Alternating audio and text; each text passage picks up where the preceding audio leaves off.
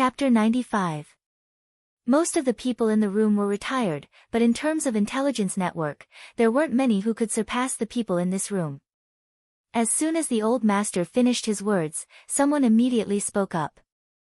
The Northern Protectorate Manor is under a lot of pressure, and they have submitted petitions to the royal court in hopes that the royal court can ban the salt and iron trade, especially the refined iron trade. However, His Majesty has always been open to the Tang dynasty, so it isn't appropriate for the trade to be restricted. Thus, the petitions were kept in the royal court. Other than that, the Northern Protectorate Manor has also been negotiating with the Tang dynasty. However, the Eastern and Western Turkic Khaganate have been saying that those are unruly mercenaries, and they have been cracking down on them as well. As such, there's nothing they can do about it. In the meeting hall, another white-haired old man with fluttering white hair said. This was Elder Ma, the commander of the cavalry under the old master. Unlike the others, his calligraphy was deep and forceful, yet it didn't lack elegance. He was known as the calligrapher on horseback. Of the old master's subordinates, his calligraphy was the best. Eldest Gongzi, you are an important official of the royal court, and you have the authority to discuss matters. Can you raise this matter up in the royal court? As Elder Ma spoke, he turned to look at Wang Chang's big uncle. General Wang Zhen was already 45, and his child was already grown up. But in the eyes of the old master's subordinates, he was still the eldest Gongzi. It's useless. We also need the horses of the Turkic Khaganate. If we ban the salt and iron trade, we won't be able to get any horses. His Majesty will never agree to this. Big Uncle Wang Zhen said. The warhorses trained by the Eastern and Western Turkic Khaganate possessed the strength of tigers and wolves, and this was something that no other power could match up to. It wasn't easy to ban the trade. Hearing Wang Zhen's words, the old subordinates frowned. However, the royal court has already sent men to disintegrate the alliance between the Eastern and Western Turkic Khaganate. These two Turkic Khaganates have been fighting internally, so it's unlikely that they will be able to work together anytime soon. Wang Zhen hurriedly added. Grandfather, I do have an idea. Wang Chang's cousin, Wang Li, had been listening at the side. At this moment, he suddenly stood up, his face revealing a strong desire to perform. In an instant, everyone's eyes were focused on Wang Qi, even Wang Chong was no exception. We can unite the Northern Protectorate Manor and the Chanyu Protectorate Manor and use the strength of the two protector generals to teach them a harsh lesson. As long as it was like the previous dynasty, let them have a taste of their power, then they will restrain themselves. It can also suppress the arrogance of the Eastern and Western Turks. Clenching his fists tightly, Wang Li said. Upon seeing this, Wang Chong frowned and could not help but shake his head in his heart. All of the men of the Wang clan hoped to be like grandfather and his old subordinates, achieving great feats by the border. My cousin is no exception. However, his cousin's military prowess was obviously not as good as he was in other areas. Cousin's thinking is too simple. How could it be that easy to mobilize such a large number of troops? Any operation that involved two protectorates would need to be discussed by the imperial court, analyzed on a sand table, and verified by many experts. With such a huge movement, the Eastern and Western Turks would have long known about it. Regardless of whether it is to prepare in advance or to flee 1,000 li to avoid the two protectorates, there is more than enough time. Furthermore, before the troops are mobilized, the rations have to be moved first. With so many troops, the amount of rations required isn't a small matter. In theory, this is feasible. But in reality, it isn't feasible at all. Wang Chong thought. It had been more than a year or two since cousin joined the military, but it was clear that he wasn't familiar with the various aspects of the military and the procedures required. Wang Chong knew that cousin's talent in politics was far greater than his ability in military affairs. However, it was a pity that big uncle wanted him to surpass his big brother and send him into the military, resulting in such a situation. As expected, upon hearing cousin's words, the old subordinates in the conference hall frowned. Even the old master, who was seated at the top of the conference hall, frowned. Hee, young Master Li is young and talented. You do have your own ideas. Perhaps, this matter might really work. The Eastern and Western Turks are too arrogant. Young Master Li is right, they should be suppressed and taught a lesson. The group of white-haired elders nodded in agreement. Even though they were saying words of agreement, it was clear that they were just trying to brush Wang Chong off. Initially, Wang Qi was still filled with anticipation, thinking that everyone would at least agree to it. But while they did agree to it, there was something amiss about it. He wasn't a fool, and he immediately sensed that there was something amiss here. His complexion immediately turned awful. Sit down. Big Uncle Wang Zhen finally couldn't help but speak up. The Chanyu Protectorate Manors Protector General Li Dan and the Anbei Protectorate Manors Protector General Zhang Zhiyun have always been at odds with one another. Not too long ago, the two of them even submitted a report to one another, and their relationship is extremely strained. How can it be possible for them to work together to deal with the Eastern and Western Turks? Wang Qi's face immediately paled. Even though he didn't hold a high position in the military, he knew that it was a huge taboo for the commanders to be at odds with one another. Out of respect for the old master, the subordinates of the old master didn't expose him so as not to embarrass him. He had been thinking of putting on a good show before the old master, hoping to win the acknowledgement of the old master's subordinates. He didn't expect that he would end up making a fool of himself before the crowd, pulling down their impression of him. In an instant, his face flushed red, and he sat down forcefully. Biting his lips, he didn't say a single word. Sigh. Upon seeing this sight, Wang Chong couldn't help but sigh. Cousin Wang Chong had always been a competitive person. Even though he was a little difficult to get along with, he wasn't a bad person. In his previous life, he had also suffered such a setback, causing him to fall into dejection. In the end, his relationship with his uncle and aunt fell apart, and in the end, he charged out of the clan, disappearing without a trace. Chonger, what do you think? Just as Wang Chong was contemplating how he could help his cousin, the old master suddenly spoke up. However, this time, he wasn't asking his old subordinates, Big Uncle Wang Zhen, or Cousin Wang Li. Instead, he was asking the youngest Wang Chong. The moment the old master spoke, all of the old subordinates in the conference hall were stunned. They turned to look at Wang Chong, as if this was the first time they had noticed him. How could this be?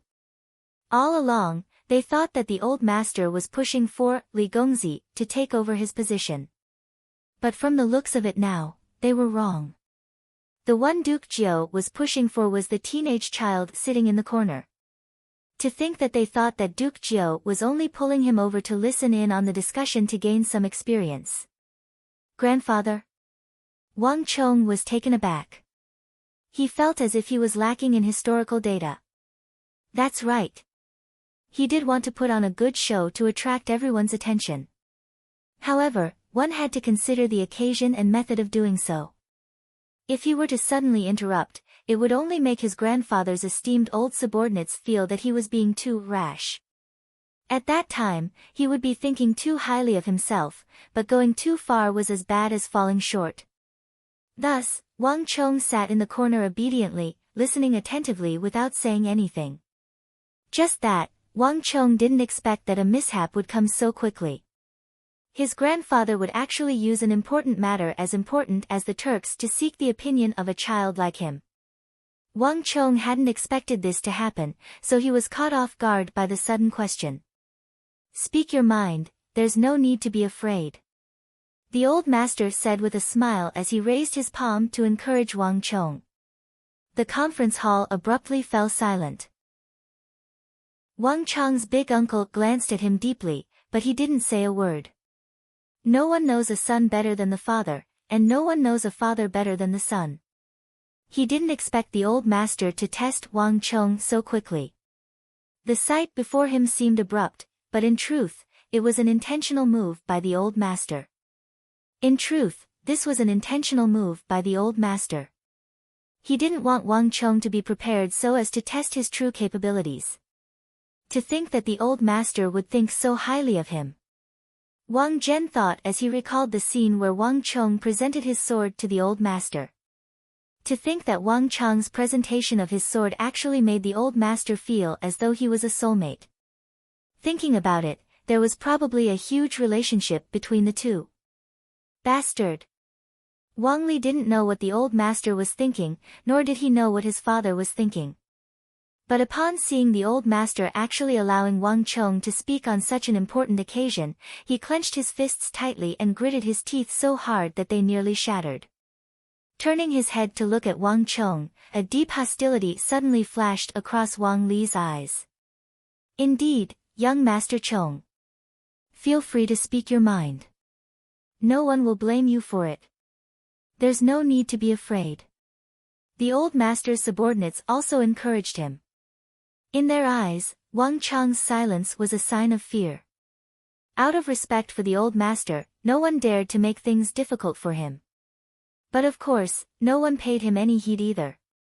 It was impossible to expect a 15-year-old child to talk about something as important as the military and national affairs.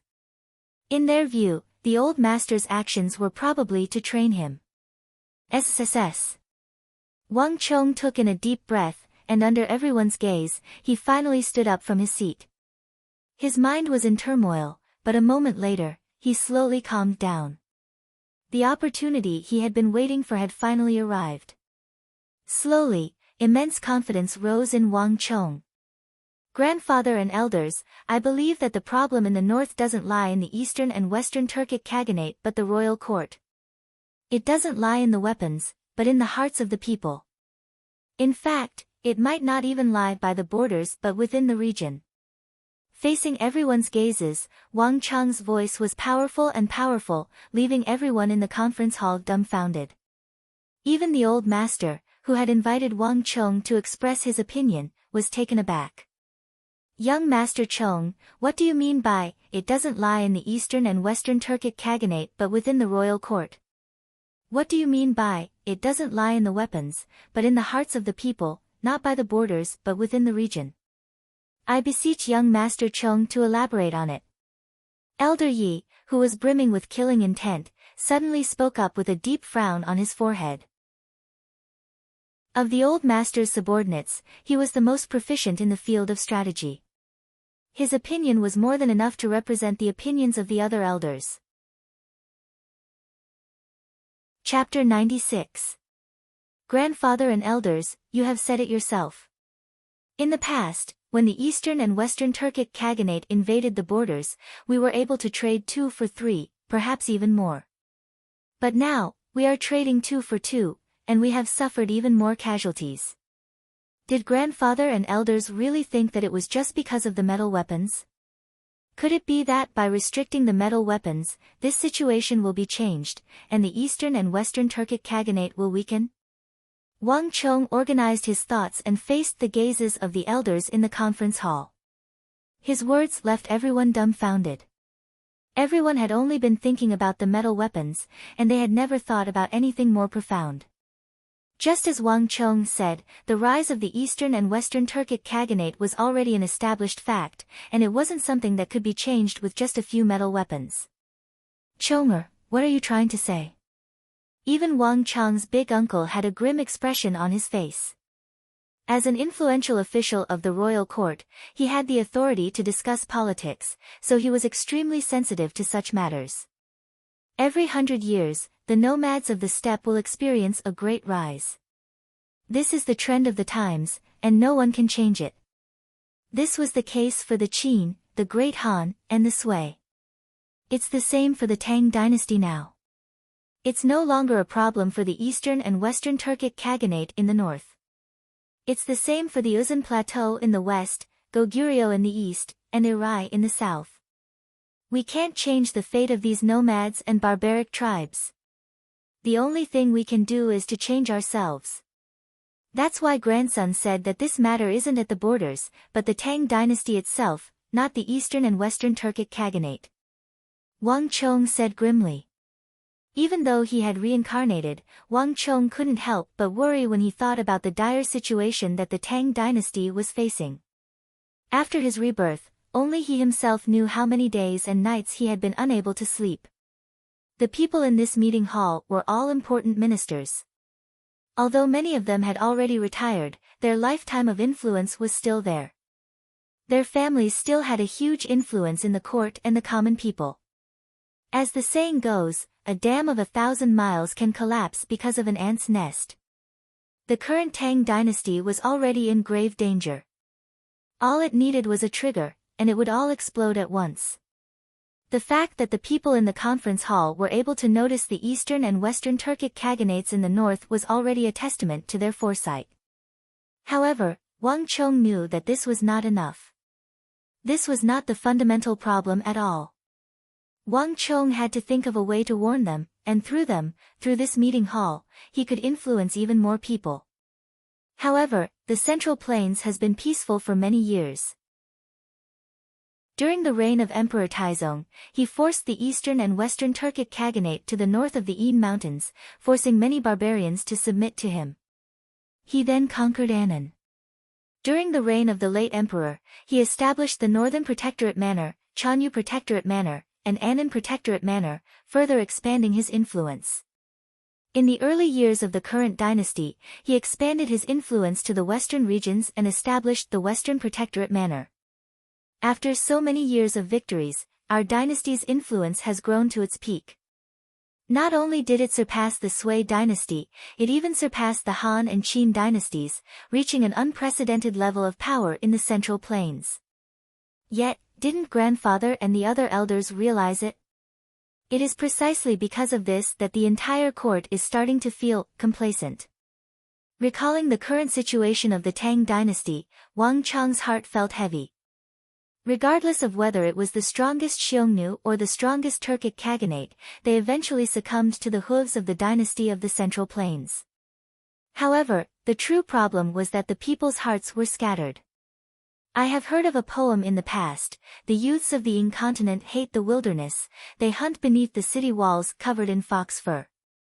1,000 cups of wine won't intoxicate them, who can ride a horse at the age of 10.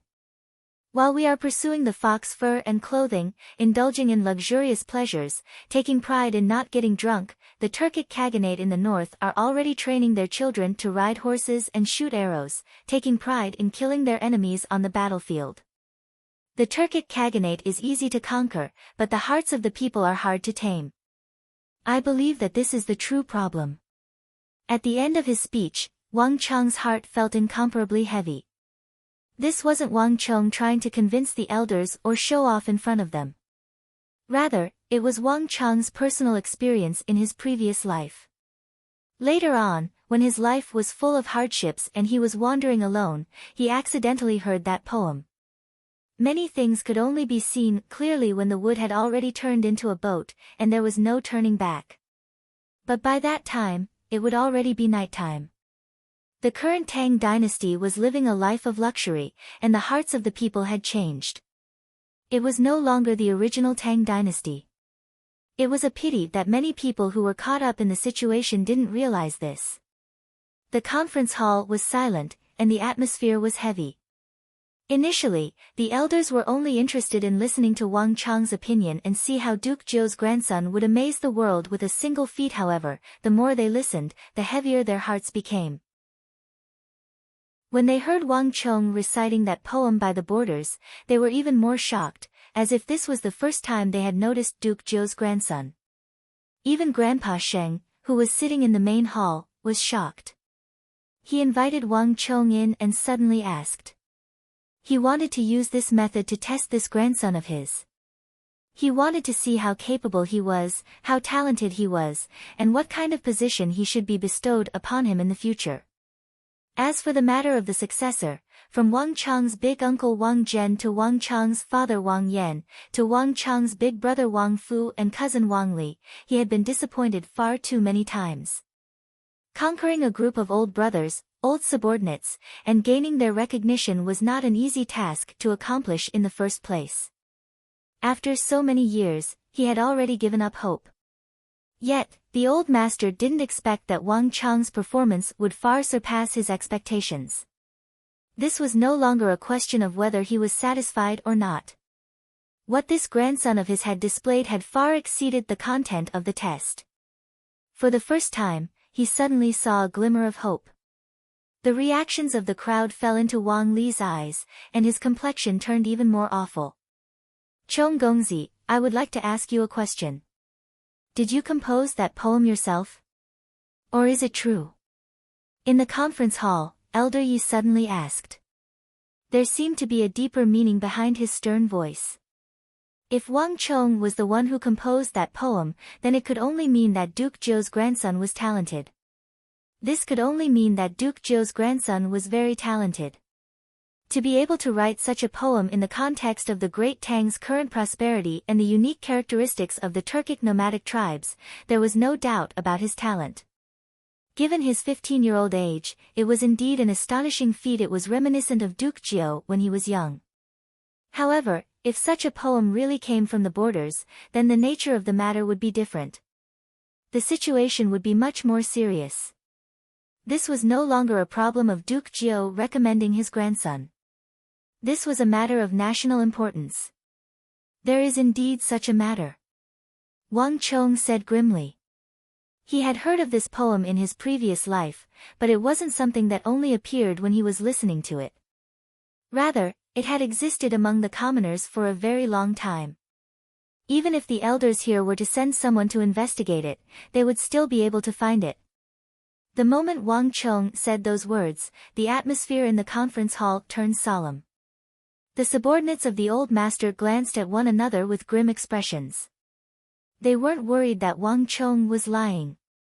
After all, such matters could be easily found out. Instead, the elders were considering other matters. Duke Zhou, even though we have been obsessed with the matter regarding the Eastern and Western Turkic Khaganate for several decades, our foresight and knowledge are truly beneath that of young Master Chong. But in terms of insight and knowledge, we are truly inferior to young Master Chong.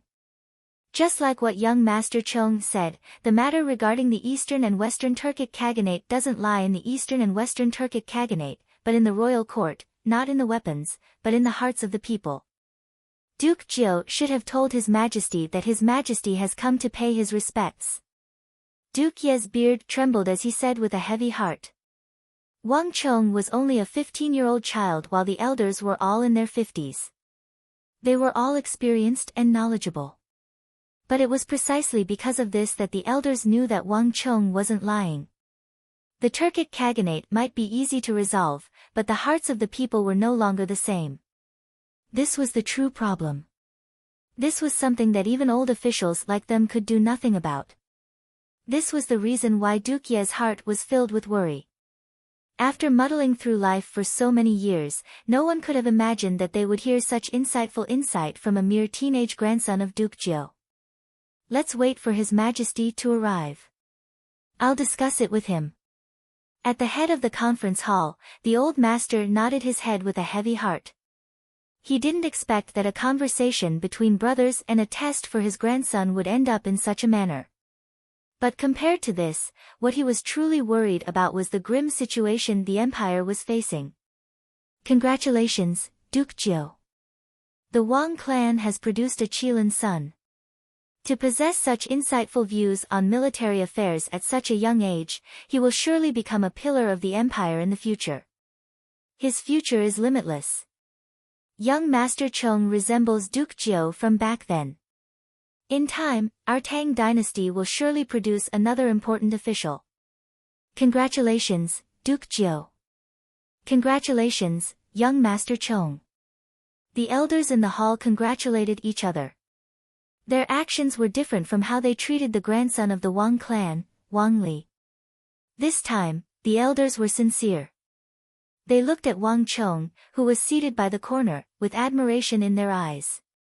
Come, young Master Chong, sit beside me. Duke Yi, who exuded a killing aura and had a sharp eye for strategy, suddenly beckoned to Wang Chong. The more he looked at this child, the more he liked him. He had met quite a few of Duke Zhou's direct descendants, but this child was the only one who left him in a different light. In fact, he even cherished his talent.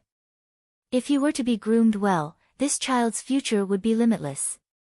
This wasn't just empty words, but his intuition. He, Yi Dong, had a sharp eye for people, and he had never made a mistake in those whom he had set his eyes on. This person couldn't be wrong either. Wang Chong was taken aback. He subconsciously turned to look at his grandfather, who was seated at the head of the hall. He, go on, go on. Since Yi Dong likes you, you should sit beside him. The old man waved his hand and smiled as he sat on the top seat. He had lived an upright and incorruptible life, and he rarely smiled. But today, he was truly delighted. Yes, grandfather. Upon receiving his grandfather's approval, Wang Chong nodded his head and moved his seat to Duke Ye's side. Chapter 97. Grandpa, elders, there's actually one more thing. Beside Elder Yi, Wang Chong did not immediately sit down. Oh. The elders looked on in surprise. Young Master Chong, just say what you want to say. Duke Hu said. He had a very good impression of Duke Jiu, his youngest grandson. Regarding the matter of salt and iron, although the imperial court has not set up a project and all the memorials have not been issued, the imperial court has not yet approved it. But if we want to deal with the eastern and western Turkic Khaganates and reduce the number of weapons they obtain, there are other methods, and the imperial court will definitely swiftly approve these methods. Wang Chong composed himself and said. Wang Chong's cousin, Wang Li, already had an ugly expression on his face. All the limelight had been stolen by Wang Chong. Now that he heard him mention the ironware he had just mentioned, his face was so dark that it was about to drip water. Wasn't this embarrassing him in front of his face? Young Master Chong, what method are you talking about? The group of people asked curiously. The meaning of the Holy Emperor was very clear. Trade was absolutely impossible to prohibit. It was impossible to close the trade links between the Tang dynasty and all countries just to ban ironware. This was the reason why all the memorials had been left unpublished. Wang Chong actually said that he had a way to get the imperial court to pass his decision. This made the elders curious. Chonger, don't speak nonsense. Everyone here is an elder. You don't understand what's going on in the imperial court, so don't talk nonsense. Wang Chong's uncle reminded him with a straight face. Wang Zhen's feelings toward Wang Chong were complicated. On one hand, the more outstanding Wang Chong's performance was, the smaller the chance of Li inheriting his father's position and influence as the successor of the family. But on the other hand, with so many of his father's old subordinates around, Wang Chong didn't just represent himself, but the entire Wang clan. Wang Qi no longer had any hope, Wang Fu wasn't outstanding enough, and Wang Bei was ruined. If even Wang Chong failed, his father's old subordinates and his students would look down on the entire Wang clan. As the saying goes, like father, like son. 100 beasts would submit to a fierce tiger, but they would never submit to a dog's son. Wang Chong's previous performance was already pretty good. Even as his uncle, he couldn't say anything about it. What Wang Zhen was afraid of was that he would slip up by speaking too much. If that happened, all of his previous efforts would go to waste, and all of his previous efforts would go to waste. Eldest young master, it's a good thing that young Master Chong has such thoughts. Let him speak. Old Ma also spoke up. Those present were all intelligent people, so how could Wang Zhen's thoughts be hidden from them? Wang Chong was only 15 years old, and he was not yet in touch with the affairs of the imperial court. Moreover, Wang Yan was a border general, so it was even more impossible for him to teach him. Because of this, the elders wanted to know how strong this 15-year-old kid was. Chonger, it's fine. Go ahead, even if you're wrong, no one will blame you. Old Master Shen waved his hand and said in the hall. He treated all of his children and grandchildren equally. How capable one was, how high one's position would be. It was rare for his old subordinates and brothers to be here today. Since Wang Chong had already started the discussion, the rest was not up to him. This test would determine his future accomplishments, and he could already count on how much help he could receive from his old subordinates. And how capable Wang Chong was would be the crux of it all. Yes. Grandfather. Wang Chong bowed deeply before continuing. Actually, it's very simple to suppress the output of metal weapons. All we have to do is raise the price of metal weapons. It's useless. Metal weapons are involved in all aspects of life. Small ones include pots, shovels, hoes, and so on. Large ones include weapons, armor, weapons. Raising the price of metal weapons will increase the burden on the lives of the commoners, and it will increase the expenditure of the imperial court on the military. On top of that, those clans that produce metal weapons, local clans, small workshops, mines, generals, and so on. All of these will cause a huge backlash. This kind of thing is absolutely impossible. At the end of the hall, a skinny white-haired old man spoke up. Wang Chong recognized him as Elder Zhao. Of grandfather's old subordinates, he was the weakest in martial arts. The reason was simple, he was the logistics officer. When grandfather was young, he was sent to the borders of the Great Wall, and he insisted on him serving as the logistics officer. He had to deal with the royal court and the local authorities. Everyone knew that logisticians had the most complicated tasks. But as long as Elder Zhao was around, all the trivial matters, bits and pieces, Elder Zhao would be able to handle them in an orderly manner. As soon as he heard Wang Chong's suggestion, he immediately knew that it was impossible. In order to contain the Eastern and Western Turkic Khaganate, he would lose sight of the bigger picture for the sake of small gains, neglecting the essentials and throwing himself into disarray. Everyone in the conference hall thought that Wang Chong would have some wise suggestion. But upon hearing those words, they were disappointed. After all, he was still young. He was only 15, so how could he possibly understand the affairs of the royal court? If raising the price could curb the production of metal weapons, they would have long resolved the matter. There would be no need for them to discuss it here.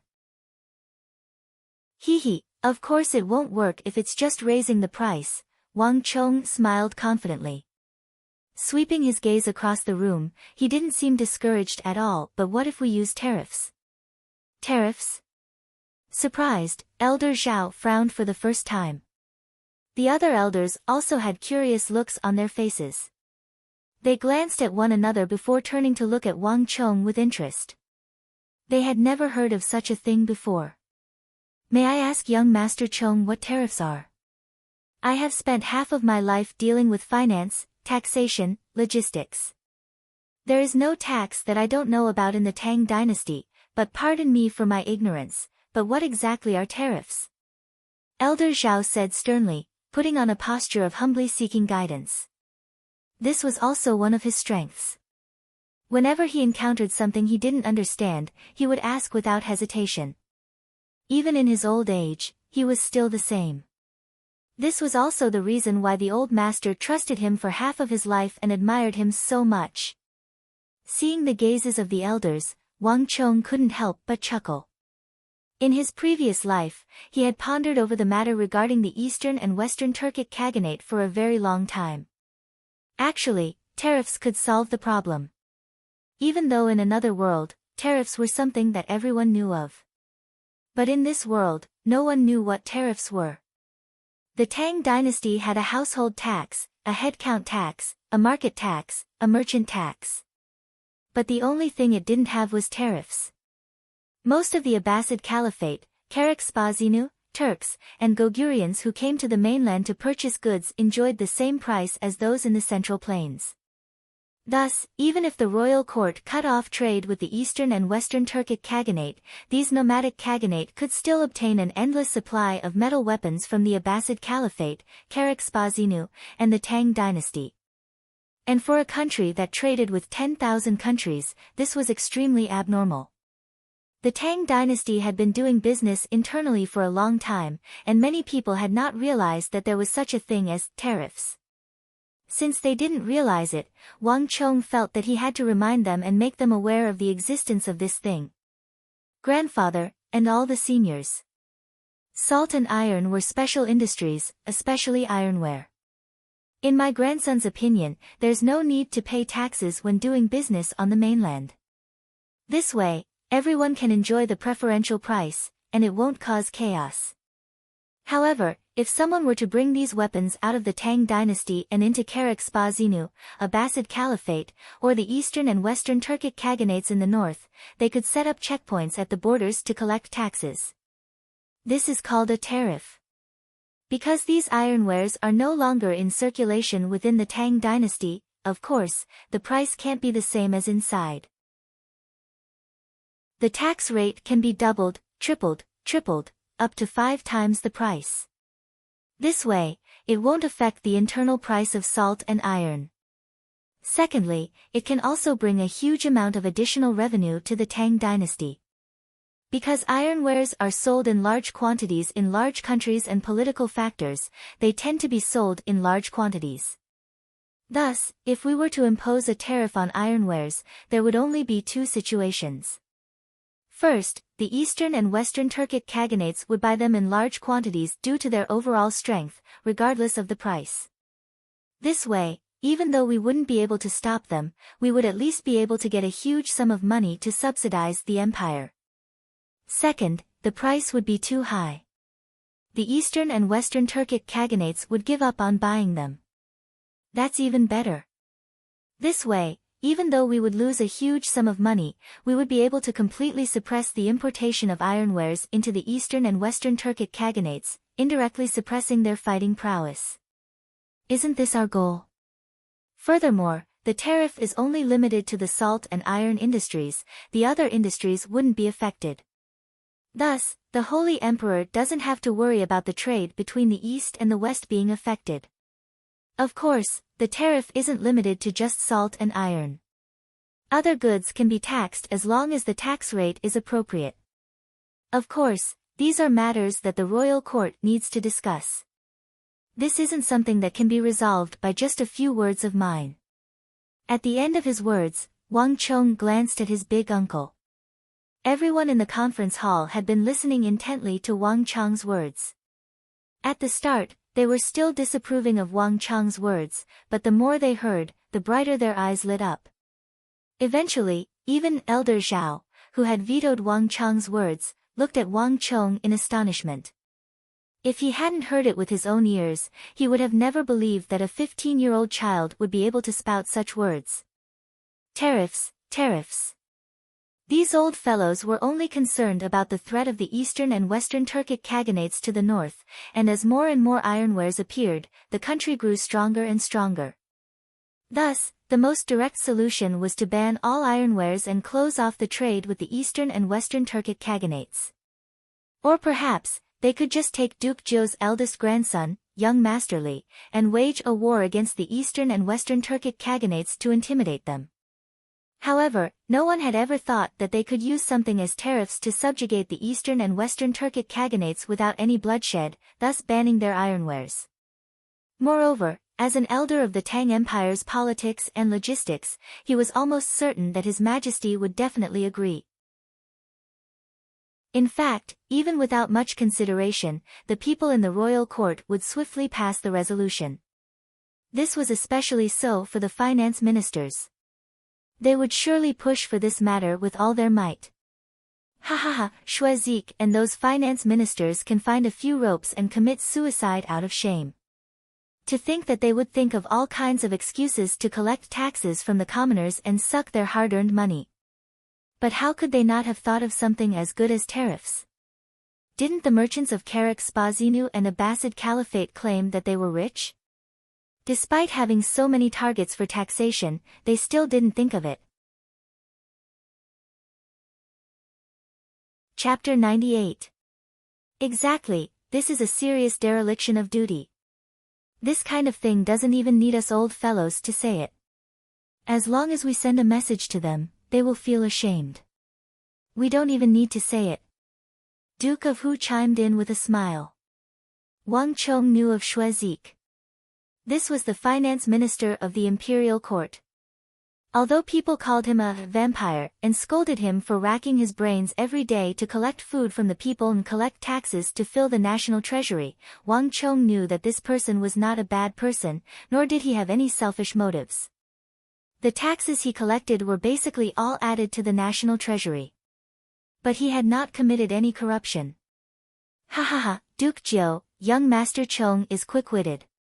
If not for the current prosperity of martial arts, he would only be wasting his talent. Otherwise, I would have brought him along with me. Elder Zhao looked at Wang Chong with a strange look in his eyes. This youngest grandson of Duke Jiu's was truly remarkable. It was already commendable for him to have such foresight when it came to military affairs, but to think that he would be able to do the same when it came to taxation as well. It was truly inconceivable. Ha ha ha, old Zhao, you don't have to think about this. Duke Jiu has already agreed to have young Master Chong follow by my side. You don't have to think about him. Lord Yu was laughing and scolding him at the side, hurriedly trying to dispel his idea. Duke Jiu had 3 sons and a daughter, 4 grandsons, 2 granddaughters, and a nephew. Of all of them, only the youngest, young Master Chong, was the most eye-catching. Ha ha ha, you don't have to fight anymore. This child is still young. If he needs your help in the future, none of you are allowed to refuse.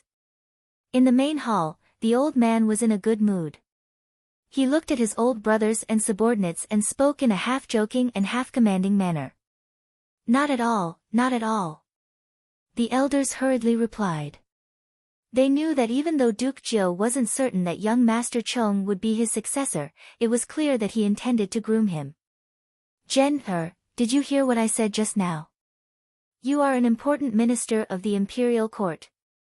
You must pay attention to this matter. Old Master Wang turned to big uncle Wang Zhen and said. Yes, father. I will definitely handle this matter properly. Wang Zhen replied. Tariff was no small matter. To put it simply, it involved the empire's finances. It was a huge tax. On a grander scale, it was a matter of national and military affairs. It concerned the peace of the empire and the safety of hundreds of thousands of empire soldiers on the battlefield. If it weren't for the old master's birthday, he would have returned to the court and gathered his colleagues for a discussion. This was not just because they had a strong sense of justice, but because Wang Zhen could sense that this was a huge contribution. Whoever signed on it would receive a share of the credit. Given Wang Zhen's experience, he would definitely resolve this matter as quickly as possible. More importantly, Wang Chong was only 15 years old, so it was impossible for him to receive the credit. And as the person in charge of this matter, he would definitely receive the greatest benefits. This would definitely be a great addition to his political career. If he were to be promoted in the future, this would be his seniority. It could be said that Wang Chong was giving him a great credit. Right, young Master Chong, how did you think of tariffs? Duke of Yi suddenly asked curiously. At Wang Chong's age, it could be said that the Wang clan came from a family of generals and ministers. Wang Chong had grown up in such an environment, so it wasn't surprising for him to possess talent in this aspect. However, tariffs were different. This wasn't something that could be explained with just talent. Hee hee. Hearing those words, Wang Chong couldn't help but chuckle. He had said so much precisely for these words. Elders, you are overestimating me. I don't have that kind of ability. Actually, I heard it from my cousin once. What? Everyone was shocked and turned to look at Wang Li. Initially, Wang Qi's head was lowered, and his complexion was awful. But upon hearing those words, he abruptly raised his head and stared at Wang Chong in disbelief. He, cousin, it seems like you have forgotten about it. Back then, after you said those words, you immediately said that it was ridiculous. How could that be possible? How could those officials in the royal court listen to you? Back then, you were so engrossed in the military that you probably forgot about this matter. However, I heard it and recorded it down. Cousin, you didn't expect this, right? As Wang Chong spoke, he even winked playfully at cousin Wang Qi. The reason why Wang Chong had said so much wasn't to show off before the elders and gain the limelight. Rather, it was to help his cousin Wang Qi. As brothers, Wang Chong had always believed that his cousin wasn't a bad person. In his previous life, he had left home in a fit of anger and his whereabouts were unknown. However, when the Wang clan was in trouble, he still rushed back without hesitation. Even now, Wang Chong could still remember that when the Wang clan fell, he was forced to live on the streets and was bullied like a stray dog. In the end, cousin Wang Qi appeared in time and fought with those bullies. Furthermore, when he was injured, cousin Wang Qi used his back to protect him. Even though he said coldly things like, "I didn't do it for you, I just didn't like those people," and so on, Wang Chong knew that he was here to save him. From then on, Wang Chong knew that his cousin was a person who was cold on the outside but warm on the inside. Regardless of how difficult it was to get along with him or how bad his temper was, it couldn't change the fact that they were both descendants of the Wang clan. From then on, Wang Chong knew that his cousin was a person who was cold on the outside but warm on the inside. The matter of tariffs didn't bring much benefit to him, but Wang Chong knew that it was definitely beneficial to his cousin. "Jenner, there's such a matter." The first to speak was none other than Wang Chong's big uncle, Wang General. In the conference hall, the elders turned to look at Wang Qi. Wang Qi hesitated. "Ha ha ha, cousin, you've forgotten about it. A few years ago, when I went to look for my cousin, I happened to meet you. Back then, you were sitting alone on a fake mountain, muttering to yourself. Later on, you realized that I was eavesdropping and flew into a rage, saying that you would ban me from coming to your house in the future. Have you forgotten about it?" Wang Chong's words were so convincing that even Wang Qi was confused. "Young Master Li, is there really such a matter?" The subordinates of the old master asked. It seems like it." Wang Qi hesitated. How could he possibly remember a matter from a few years ago? Furthermore, he had spoken so many words, how could he possibly remember everything? Congratulations, Duke Jiu. It seems like young Master Li is more talented in politics than in military affairs. Elder Zhao suddenly clasped his hands and congratulated the old master. Duke Jiu's eldest son, eldest young master Wang Zhen, was an influential official in the royal court, and he was talented in politics. Young Master Li had grown up in such an environment, and under the influence of eldest young master, it wasn't surprising for him to be talented in this aspect. If the idea of tariffs was thought up by young Master Li, then it would make sense. Li Gongzi is indeed talented in this aspect. If he were to develop himself in the political affairs, he might even catch up to eldest young master in the future. It wouldn't be impossible for the father and son to live under the same roof. The other elders nodded in agreement. In the hall, the old master frowned silently. He seemed to be moved by the idea as well. Actually, when his eldest grandson, Wang Li, was young, he had displayed talent in this aspect as well. He had an impression of it. However, Wang Zhen insisted on sending him to the military, and the old master rarely interfered in such matters. He was skilled in both civil and military affairs, so it was the same to him. However, if this idea was really thought up by Wang Li, then it might just be possible for Wang Li to follow his father's footsteps and enter the royal court. We'll talk about this matter in the future. Lier, you should thank your cousin, Wang Chong. If not for him, no one would have known about this idea of yours. The old master's words brought everyone's attention back to Wang Chong. Indeed. Young Master Chong isn't greedy for merit despite his young age. It's a good thing that fellow clansmen are willing to give in to one another. For young Master Chong to possess such character at such a young age, this is more valuable than anything else. In the conference hall, the elders looked at Wang Chong and complimented him. Their impression of him was even better than before. In the great aristocratic families, kinship was weak, especially in the families of generals and ministers. It was very rare for them to be able to give in to each other. Wang Chang's honesty and modesty didn't lower the others' impression of him. On the contrary, they viewed him even more highly. Young Master Chong, let's get closer in the future. Our Zhao clan has a few residences in the capital, so young Master Chong should feel free to visit us in the future. Elder Zhao and the other elders extended their invitations to Wang Chong. Wang Chong had the chance to be greedy for merit, but if he hadn't said it out loud, no one would have known. Regardless of whether it was in the royal court or the military, it was common for one to be greedy for merit. Even an influential official of the royal court couldn't avoid it. If a person was able to treat his subordinates fairly and not be greedy for merit, he would possess the ability to win the loyalty of his subordinates. Back then, there were so many people who followed Duke Jiu. Even if they had to climb a mountain of daggers or a sea of flames, they wouldn't even bat an eyelid. Wang Chong couldn't have known that this small matter had caused the elders in the conference hall to consider the possibility of him taking over the old master's position in the future. Even though it wasn't guaranteed that it would happen in the end, in everyone's eyes, Duke Jiu's youngest grandson already possessed the potential to unite the hearts of the people and lead all of Duke Jiu's students. In fact, even the most reticent old subordinates were considering this possibility. Wang Chong chuckled. He only felt that the elders' attitude toward him was a little weird, but he didn't think too much into it. Cousin Wang Li's talent in the politics of the royal court was indeed much greater than his talent in the military.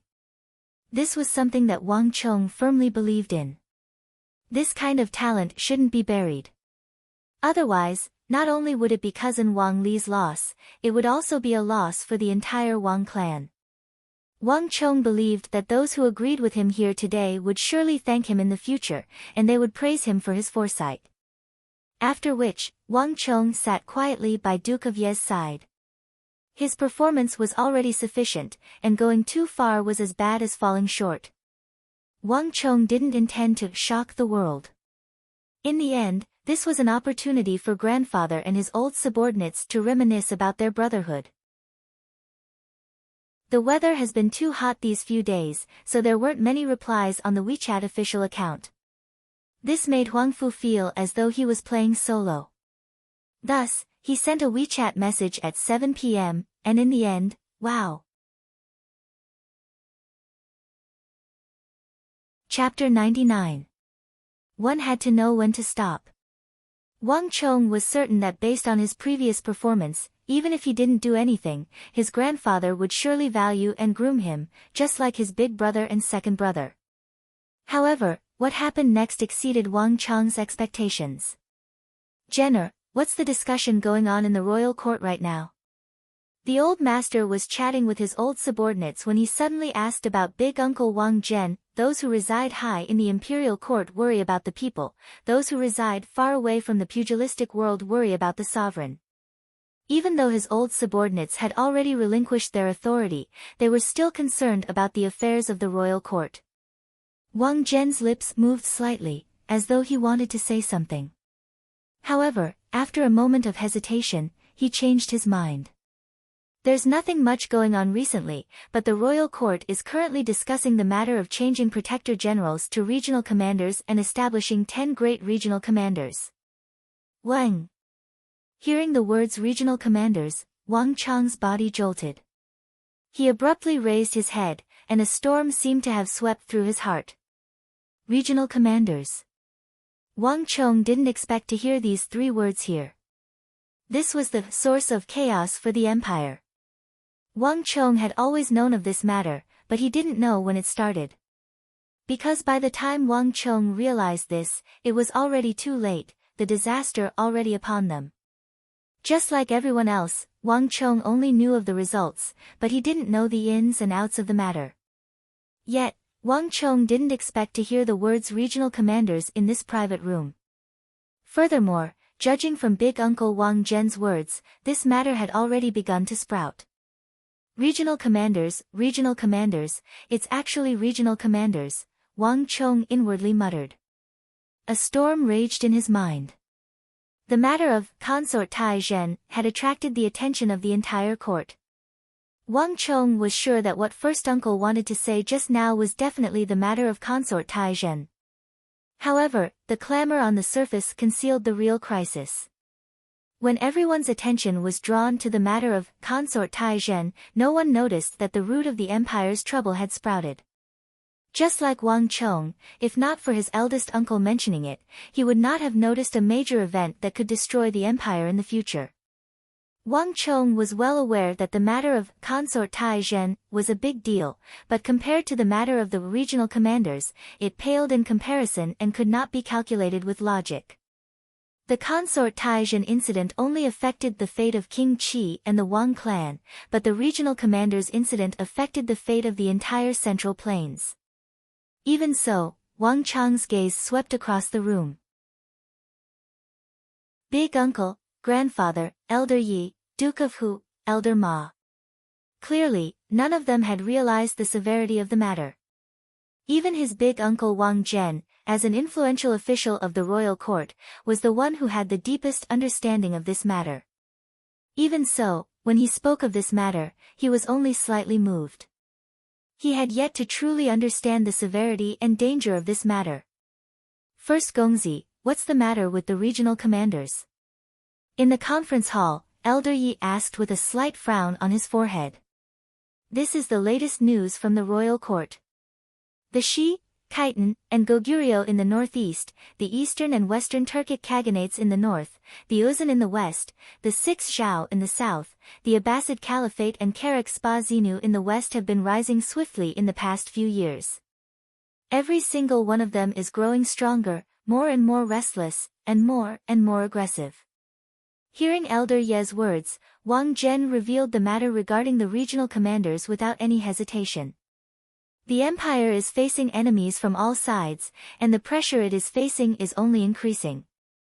Thus, they are considering removing the Protector General and appointing regional commanders. Other than their original responsibilities as Protector Generals, they will also be given the authority to govern 2 additional provinces. This will be done as they see fit, and the priority will be to fend off the enemies. Right now, the Prime Minister is doing his best to push for this matter. On top of that, the Prime Minister is proposing to break away from the usual practice of promoting the WHO based on talent to fend off the border invaders. Boom! Hearing the last sentence, Wang Chong felt as though a magnitude 12 earthquake had occurred in his heart. The true danger was always hidden beneath a calm facade. His eldest uncle was an extremely sensitive person when it came to politics, but even he probably failed to notice the true motive behind the Prime Minister's proposal. Break away from the usual practice of promoting the WHO based on talent to fend off the border invaders. There was another saying behind these 19 words, putting an end to border generals becoming ministers. Blessings never come in pairs, and misfortunes never come alone. The regional commander's policy and the WHO based on talent to fend off the border invaders became the 2 sharp blades that stabbed into the heart of the empire. They also became the 2 main reasons for the empire's swift collapse. I'm afraid this plan is a little inappropriate. The empire has never placed WHO border generals in such an important position before. Furthermore, there is no precedent in the previous dynasties for a border general to be in charge of administration, Elder Zhao said. He used to be in charge of logistics and military affairs, so he instinctively felt that there was a problem with this matter. However, he only felt that it was inappropriate for the WHO to be in charge of administration, but he didn't think too much about it. This is also the intention of the Holy Emperor. Big Uncle Wang Zhen said helplessly. I heard that the Prime Minister privately suggested to His Majesty that civil officials are too cowardly, lacking the bravery of a general. It would be better to use those poor WHO instead. The WHO are brave by nature, and they are used to fighting. As long as His Majesty grants them some grace, they will surely die for the cause. After His Majesty heard of it, he felt that it made sense, so he is seriously considering it. Everyone glanced at one another. If that was the case, and His Majesty was implicated, then it would be hard to say. After all, anyone who opposed it was equivalent to opposing the Holy Emperor. Furthermore, this plan wasn't necessarily wrong. Changing Protector General to Regional Commander, using barbarians to control barbarians, isn't impossible. Furthermore, the WHO are brave and warlike. After so many years of the Tang dynasty, these who have already assimilated into the Central Plains. In the era of Emperor Taizong, there was Chibi Heli, Ashina, and Shi-Er. The current dynasties Zisili and Foman Linta are all loyal officials of the royal court. If we use them well, just like what the Prime Minister said, those who generals will surely die for the cause. Duke of Hu nodded. As an old official, he had to learn not to go against the emperor on unimportant matters. This was the way of an official, as well as the way of the bureaucracy. Even though it was a problem to use the Hu, Duke of Hu didn't think that it was a huge problem. As long as this plan is executed well, it's feasible. The 6 great protectorates have been around for nearly 100 years now. It's about time for a reform. Setting up regional commanders will make it easier for us to deal with foreign enemies first. This way, we won't have to waste time on documents. It's not entirely without merits, the other elders nodded in agreement. Ever since the establishment of the Tang dynasty, there had been more and more Hu joining them. During Taizong's reign, Chibi Heli had probably killed more Hu than his own tribesmen. Furthermore, under the influence of the Central Plains, many of the Hu had been influenced by the Han. In fact, they had even taken Han names. Take Bai Xiaoda for example. If he didn't say it out loud, no one would know that he was the crown prince of Kucha. He was often summoned by the emperor to the royal palace to pay his respects. Compared to their original tribes, these vassals Hu had undergone a great change. In fact, there were even quite a few who had joined the army by the borders. When they fought against the Eastern and Western Turkic Khaganate, they didn't hold back at all. Thus, the elders wouldn't be too prejudiced against them on this point. Furthermore, factional strife had always been a great taboo in the previous dynasty. In the previous dynasty, Zhou Chang had even implicated the old King Song in prison for 3 months because he had formed a faction, suffering a great deal of physical pain. All of them knew of this. It wasn't impossible for His Majesty to put an end to factional strife and utilize the Hu. The more Wang Chong heard, the more awful his complexion became. Eventually, his face warped. Putting aside the people outside, everyone in the conference hall was an old official of the royal court. They had great foresight when it came to military affairs. They could sense the threat from the Eastern and Western Turkic Khaganate in the north, but none of them realized the dangers of the regional commander's policy and the utilizing the Hu policy. Even grandfather's old subordinates couldn't do anything about it, needless to say, the people in the royal court. Wang Chong finally understood how that policy had been passed in the royal court back then. Impossible. This was absolutely impossible. Wang Chong couldn't hold himself back any longer. If no one in this conference hall could realize the dangers of this matter, then no one in the entire royal court, no one in the world, would be able to do so. By the time the deed was done, the outcome would be set. By then, it would be too late to say anything. Those who speak too much are bound to slip up. Wang Chong had already made up his mind to not speak anymore. However, if he were to remain silent on such a matter, Wang Chong would never be able to forgive himself. Wang. With Wang Chong's interruption, the entire conference hall fell silent. Everyone turned to look at Wang Chong, who was seated quietly beside Elder Yi. Young Master Chong. The elders in the room were astonished. Wang Chong's sudden outburst left everyone in the room in shock. Even the nearby Elder Yi turned his head to look at Wang Chong in shock. The impression that Wang Chong had given him previously was excellent. He was polite and insightful, and he was extremely respectful to the elders. However, the other party's behavior at this moment was completely out of his expectations. While the elders were chatting, and they had already reached an agreement on the matter regarding the regional commanders, Wang Chong's sudden appearance could be said to be extremely rash and impolite. Wang Chong, what are you doing? Do you have the right to speak before the elders? Hurry up and sit down. Wang Zhen's complexion also darkened, and his face darkened. It wasn't easy for him to leave a good impression on the elders. Wasn't Wang Chong ruining his own future? The old master didn't say a word, but his thick white brows couldn't help but frown. This child of his third son, Wang Yan, had left a good impression on him. But no matter how good he was, he had to have a good reason to offend the elders in such an occasion. Ha ha ha, why are you acting so serious? Young Master Chong, if you have anything to say, just say it. In the end, it was Elder Yi, who had come from the military and exuded a killing aura, who spoke up to ease the atmosphere. He had a good impression of Wang Chong. Even though he was surprised by Wang Chong's abrupt action, Yi Dong believed that there must be a reason for this child to do so.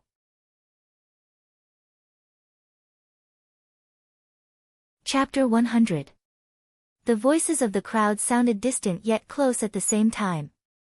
Wang Chong's thoughts drifted far into the distance. In order to facilitate the management of the military, the Tang dynasty established 6 protectorates in its initial stages. They were the Anong, Anan, Shi, Bei, Chanyu Protectorate Manor, and Biting Protectorate Manor. The 6 protectorates were responsible for consoling, subjugating, reporting, and punishing. However, in essence, they were still purely military organizations, and they didn't possess any administrative authority. Through the 6 protectorates, the royal court suppressed the eastern and western Turkic khaganates, Uzun, the various kingdoms of the western regions, Goguryeo, and the other barbarian powers. However, in the current dynasty, the 6 protectorates were abolished, and the 10 regional commanders were appointed instead. The protectorates were changed to regional commanders, taking over the responsibilities of the protectorates and the 2 surrounding continents. On top of that, the administrative authority of the protectorates was increased, and everything changed. No one knew better than Wang Chong what the future would be like. Of the 10 regional commanders in the Central Plains, the 6 strongest regional commanders in the north would fall into the hands of the Hu. Anxi Regional Commander Gao Xianji, Longyu Regional Commander Geshu Han, Shuafang Regional Commander and Si, and the 3 regional commanders of Pinglu, Lulong, and Donghe would fall into the hands of the Hu. The positions of these regional commanders might have belonged to the Han initially, but sooner or later, they would all fall into the hands of the Hu. Of the 10 regional commanders, 6 of the most important positions were in the hands of the Hu. Hundreds of thousands of elite soldiers were in the hands of outsiders, causing the defense of the Tang dynasty to be weak on the inside. This was the source of chaos for the royal court, as well as the source of chaos for the Tang dynasty. But at this moment, no one had noticed it. Even Elder Yi, Duke of Hu, and Elder Zhao didn't notice the danger, and this made Wang Chong feel a deep pain in his heart. Even though the Tang dynasty had Hu generals in the past, be it Chibi Heli during Emperor Taizong's reign or Zisili during the early stages of the current dynasty, they were just ordinary generals, and the authority they wielded could be retracted at any moment. However, the regional commander's strategy and the decision to utilize the Hu would change everything. The Hu people will break free from the category of generals and become a small court at the border. Because they had the right to act at their discretion, the imperial court would no longer be like the previous imperial court, casually transferring them back to the capital and stripping them of their military authority. They were like ferocious beasts, and the imperial court was loosening the shackles on them. Grandfather, old Yi, old Zhao, old Ma, and first uncle, no matter what, you must not do this. We must not set the precedent of the regional commanders and use the Hu. No matter what, we must stop them. Wang Chong said. Everyone in the meeting hall frowned, but no one said anything. They just waited for Wang Chong to continue. Wang Chong's expression was solemn. In front of all the seniors and uncles, he knew that his words carried little weight. All the seniors here were more senior than him. However, the matter of the regional commanders was of great importance. The slightest mistake could lead to the destruction of the common people. Even if no one believed in him, Wang Chong had to give it a try. Grandfather, elders, the imperial court has already done all it could for the Hu in our territory, and we have done our utmost. Chibi Heli was a Hu, but he was able to obtain the trust of Emperor Taizong of the Great Tang and was given the position of Grand General of the Left. After his death, he was posthumously conferred the title of Grand General who supports the state and governor of Binzhou. He was buried in the Zhao Mausoleum with the title of Lai Ashina. A Hu as well, was conferred the title of Great General of the Left Cavalry. After his death, he was conferred the title of Great General who supports the empire and governor of the Binzhou. He was conferred the title of Yuan. Both of them were Hu, but due to the glory they enjoyed in their lifetime, they were able to achieve higher positions than many Han generals. In fact, they were even conferred the title of Hu to be buried in Emperor Taizong's Zhao Mausoleum. Other than the Tang dynasty, who else could achieve such glory? Also, Zhishir Sili of the current dynasty was conferred a marriage by the previous emperor, marrying a princess. How many Han people can obtain this honor?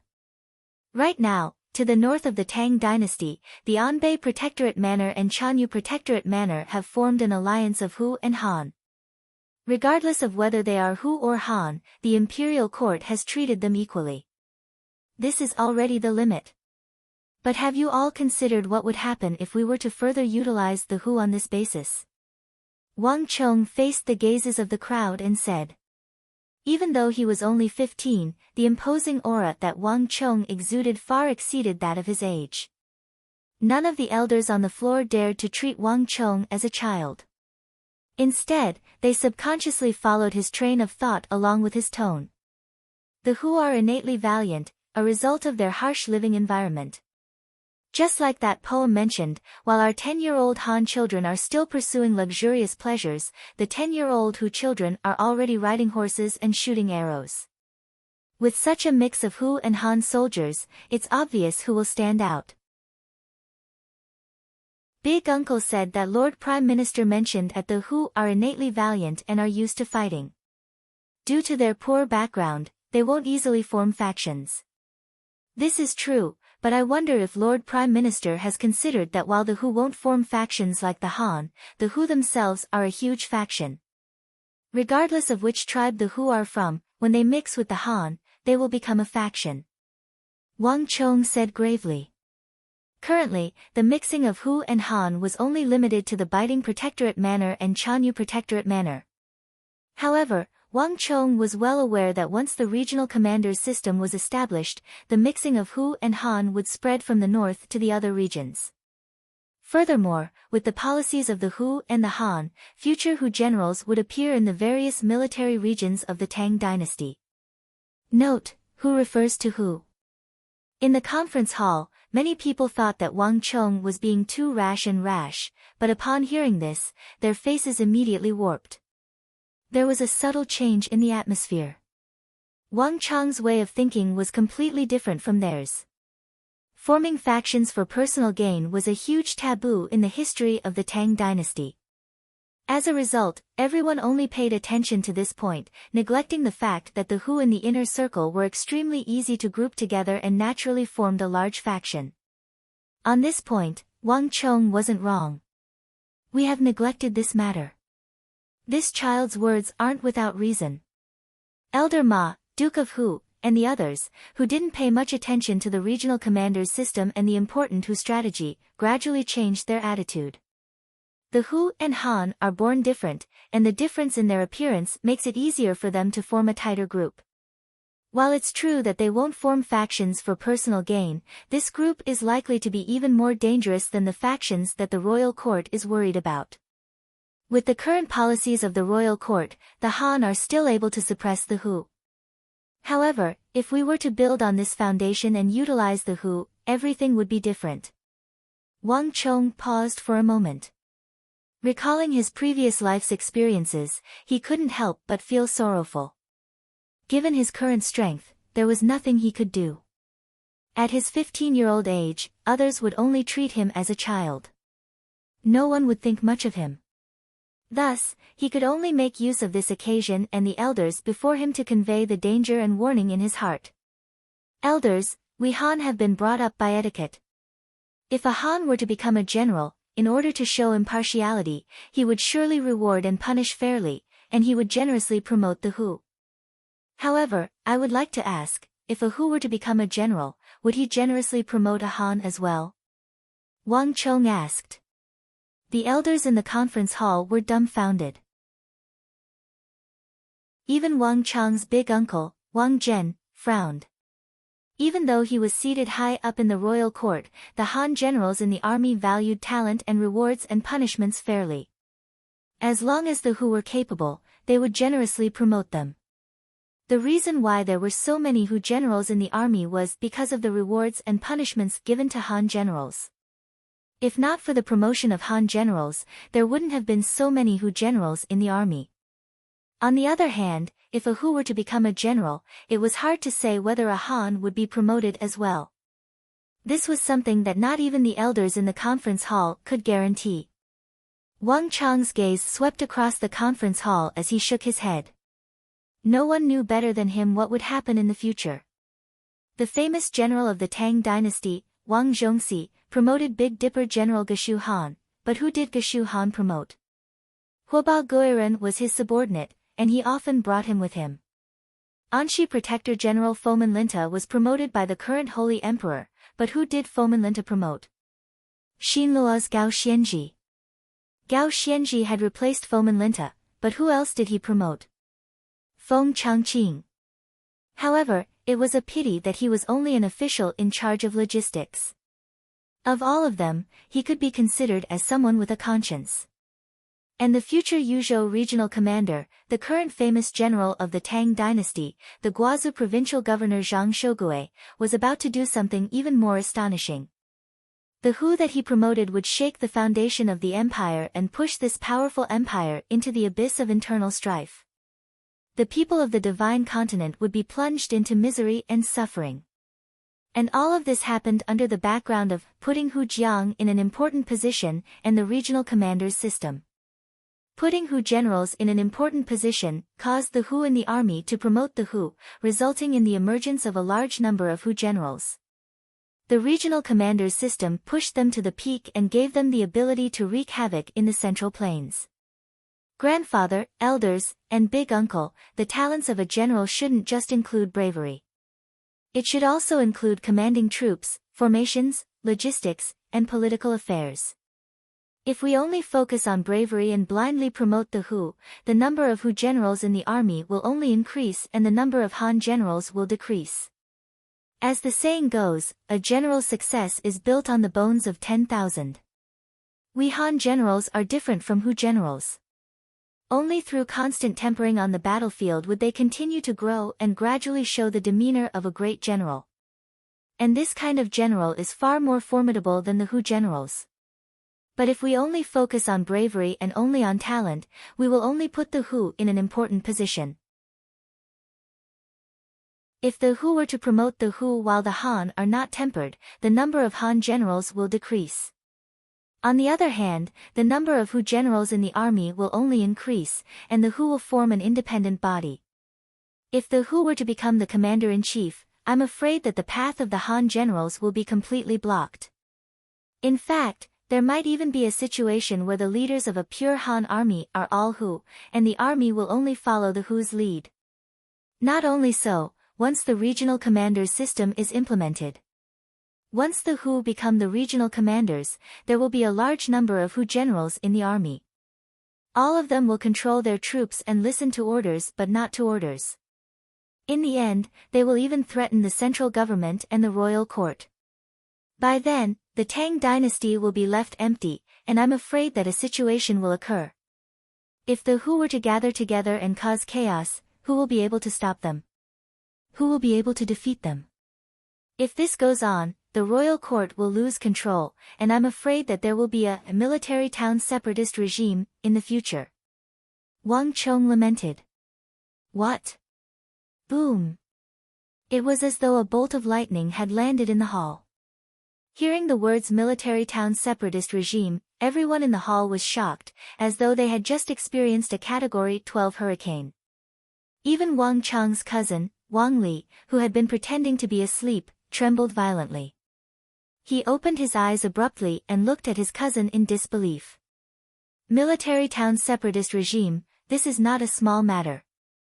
If what Wang Chong said is right, this matter will probably shake the entire Tang dynasty. Peng!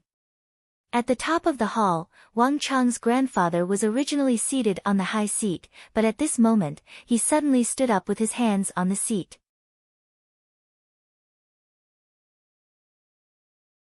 Chapter 101. The regional commander's incident and putting the Hu in important positions were just minor matters. There were many similar discussions in the royal court every day. Moreover, if the strategy of using the Hu came from the Prime Minister and the Holy Emperor had agreed to it, then it would be even more difficult to oppose it. It was not worth it for such a minor matter. But at this moment, after hearing Wang Chang's words, no one thought that this was an insignificant matter. In the hall, a hint of shame even appeared on the faces of the elders. This was no minor matter. On this matter, they, the old officials, had made a grave oversight. There was a moment of silence in the meeting hall. Everyone was still reeling from the shock of Wang Chang's final words.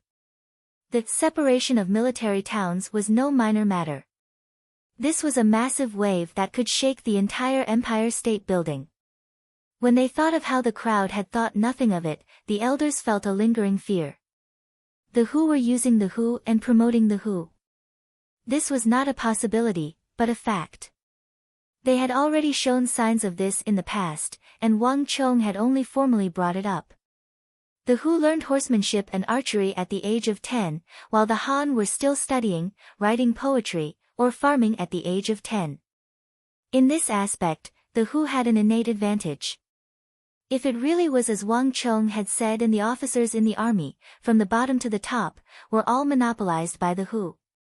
If the Han were to lose their path to promotion, then the survival of society would be in danger. Wang Chong said nothing, but the throbbing in his heart was no less than the others. Wave after wave of memories surged through his mind. When he thought of what had happened in his last life, Wang Chong felt an incomparably heavy weight weigh down on him.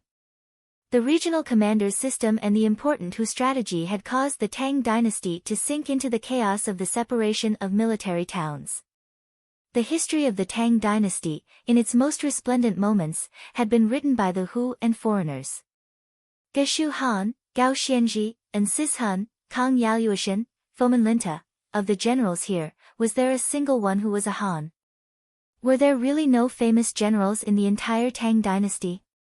If the Han really couldn't produce a famous general, how could Great Qin resist the Xiongnu when they were at their strongest? If the Han really couldn't produce a famous general, how could Great Han chase the Xiongnu into the Yin Mountains? If the Han really couldn't produce a famous general, how could Great Han promote Geshu Han's famous general, Wang Zhongxi? What about his grandfather and his old subordinates, who had led the troops outside the Great Wall to confront the eastern and western Turkic Khaganates? The strategy of regional commanders and utilizing the Hu had caused Tai to fall into a disadvantageous position, completely blocking the path of a Han general's promotion. When that great wave of turmoil arrived, the brightest generals and generals of the Tang dynasty, as well as the generals of the Hu and other races, were all killed, leaving Wang Chong with a dark starry sky. In the sky of the Tang dynasty, the general's star was dim. Other than Wang Chong and a group of old seniors, there was nothing else. Life would eventually come to an end, and once those venerable seniors left, Wang Chong felt an unprecedented loneliness, pain, and helplessness. What did it feel like to stand alone by the sea, fending off the sea? What did it feel like to stand alone by the wind, fending off the storm? What did it feel like to stand alone by the mountain, facing the endless darkness? Loneliness, endless loneliness. That was how Wang Chong felt back then. Even though he had given it his all, he was unable to change the fate of the Tang dynasty and the Central Plains. Pain seeped into his bones, and it felt as though blood was dripping from his body. Everything that had happened could be traced back to this storm before their eyes. His Majesty will be arriving soon. I need to think about this matter carefully before reporting it to His Majesty. Chonger, you should leave first. Brothers, you should rest for a while as well. In the main hall, the old master suddenly spoke. As a retired minister of the Tang dynasty, the old master had been through many storms. There were very few things that could cause his emotions to fluctuate. But at this moment, everyone could hear a slight tremble in the old master's voice. Clearly, the agitation in the old master's heart had reached a boiling point. Everyone could smell the scent of a storm from it. Given the old master's current standing, any word or action he said would cause a huge commotion in the royal court. The old master rarely interfered in the affairs of the royal court. But if he were to interfere, it would definitely cause a huge backlash. "Grandfather, I'll be taking my leave." Wang Chong straightened his body and bowed. He had already done his best today. No matter what the final outcome would be, it wasn't something that he could control. At the very least, he had done his best. "Wait a moment, young Master Chong." Just when Wang Chong was about to leave the conference hall, one of the old subordinates of the old master who had remained silent all this time stood up from his seat. "Elder, what's wrong?" Wang Chong turned around in astonishment. "Ha ha ha, Xingjia, come here. Pay respects to young Master Chong." The white-haired old man smiled and beckoned behind him. "Elder son." Wang Chong was taken aback for a moment. Then, he recovered from the shock and rejoiced. Grandfather's old subordinates would often bring their descendants to the Four Quarters Embassy to visit grandfather. This was a form of respect, as well as the continuation of their relationship. It was to allow these descendants to get to know Duke Jiao so as to continue the family line. However, even so, grandfather's old subordinates wouldn't allow them to come into contact with anyone other than the old master. They came in a hurry and left in a hurry. While the old master was reminiscing with his subordinates, they would listen obediently by the side, not saying a single word. Regardless of whether it was his big brother, second brother, or cousin. He had never interacted with them before. But now, his grandfather's old subordinate, elder son, actually had his grandson address him as young master. This was something that had never happened before. Wang Chong understood the meaning behind this simple action. This was an act of submission and loyalty. Elder son was trying to get his grandson to submit to him and be loyal to him. In the future, when the two of them grew up, even if the old master passed away, the Sun clan would continue to support the Wang clan. This was an inheritance of authority. Without a doubt, elder son was using this most direct method to express his high recognition of him. This was something that had never happened before. At this instant, Wang Chong subconsciously turned to look at his grandfather. "Hee, Chonger, go." The old master was taken aback for a moment before chuckling. He didn't expect such a sight either. This Sun Buren, with a temper like a rock in a cesspool, had really given him a pleasant surprise. "Ning, Xiaozhu, what are you two still standing there for? Hurry up and greet young Master Chong." At the same time, Elder Ma stood up and beckoned the children behind him with a smile. "Old Ma, old son, I can't let you two monopolize this matter. The more I look at young Master Chong, the more I like him. I can't let you two old men snatch him away. You fellows, hurry up and come over. In a moment, your young Master Chong will be snatched away by those two old fellows." Duke of Hu shouted behind him. He didn't rush them. Instead, he carried them with both hands as though he was carrying a ball and flung them out. The two children were quick-witted. They weren't injured in the slightest after falling to the ground. They quickly ran over and squeezed together with the others. They surrounded Wang Chong and called him young Master Chong non-stop. At the same time, the other elders also sent their descendants out. In an instant, the entire conference hall was filled with cheers. Upon seeing this sight, the elders couldn't help but chuckle. "I've finally succeeded." Wang Chong looked at the faces around him that were of the same age as him or even slightly older, and he couldn't help but feel excited. The old subordinates of the old master were known for being difficult to deal with. It was harder than ascending to the heavens to gain their recognition. Big brother, second brother, cousin, little uncle, uncle, father, big uncle, and the others had all failed miserably. Wang Chong didn't expect that he would be able to gain their recognition during his grandfather's birthday banquet. Elder Yi, Duke of Hu, Elder Ma, Elder Zhao, and Elder Sun had already acknowledged him. All of the important subordinates of the old master had acknowledged him. In that instant, the joy in Wang Chong's heart was indescribable. As long as he had the help of these people, the aid he would receive in the future would be boundless. Young Master Chong. As Wang Chong was lost in his thoughts, a mellow, firm, and meticulous voice suddenly rang out in his ear. When Wang Chong came back to his senses, he immediately saw a youth of 16 or 17. His shoulders were broad, and he was even taller than Wang Chong by a head. His head was lowered, and he was obediently standing on top of Wang Chong, his expression extremely respectful. Upon seeing this young man, Wang Chong's heart skipped a beat. Zhao Jingdian. Looking at the stoic young man before him, there was only a single thought in Wang Chong's mind. My good brother. We meet again in this life. In that instant, time seemed to have slowed down countless times. Looking at this familiar yet unfamiliar face, Wang Chong's eyes reddened. All of a sudden, an indescribable feeling welled up in his heart. General, let's meet again in our next life. In that instant, something seemed to tear through his heart, traversing through countless time and space. Wang Chong seemed to see a figure who had been through blazing flames riding on a war steed. Amidst the blazing flames and the neighing of the war steed, the figure galloped off resolutely, leaving him with no regrets. My good brother, there's no need for an afterlife. In this life, we will still be good brothers. Wang Chong stared at the figure before him. The resolute figure in his memory overlapped with the wooden figure in front of him. Wang Chong felt a lump in his throat, but at the same time, he felt a sense of relief and joy. We are brothers from our previous life, and we are finally reunited in this life. I am Wang Chong.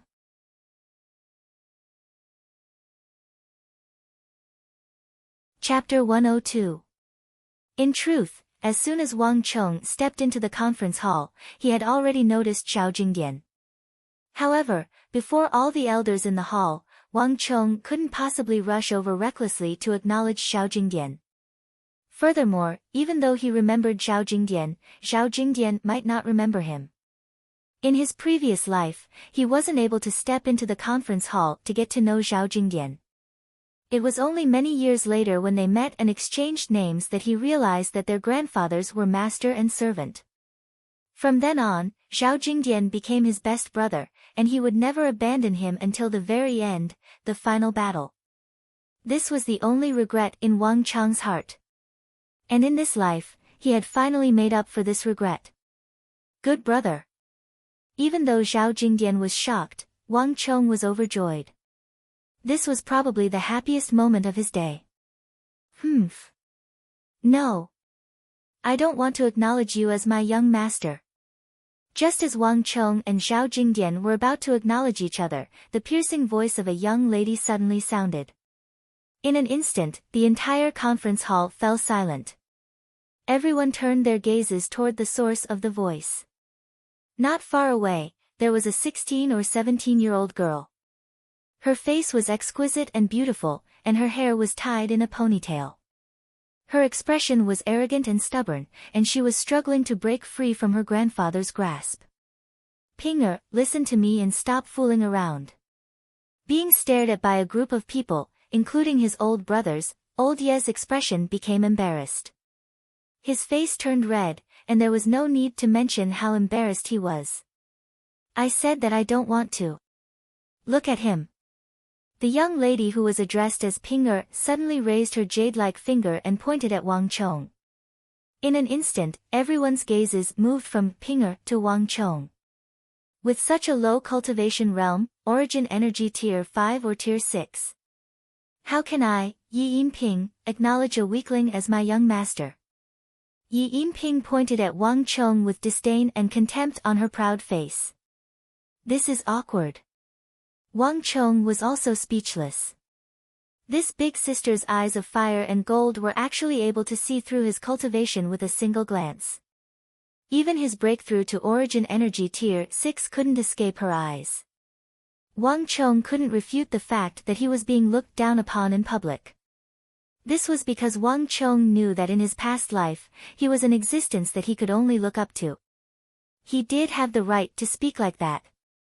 In his previous life, Yi Yinping was one of the few talented ladies in the Great Tang Army. Of all of grandfather's old subordinates, including the Wang clan, there probably aren't many whose talent can compare to this peacock-like proud young lady. Her younger sister, Wang Xiaoyao, might be able to slightly surpass her, but her younger sister had been practicing martial arts for 3 days and drying the net for 2 days. With this kind of drive, she probably wouldn't be able to catch up to her in this lifetime. Cousin Wang Zhuyan's cultivation was indeed higher than hers, but she was older as well. Old Man Ye's granddaughter was a true genius.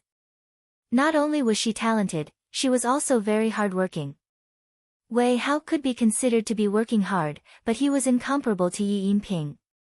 That was because the other party only slept 4 hours a day, and she spent her nights cultivating.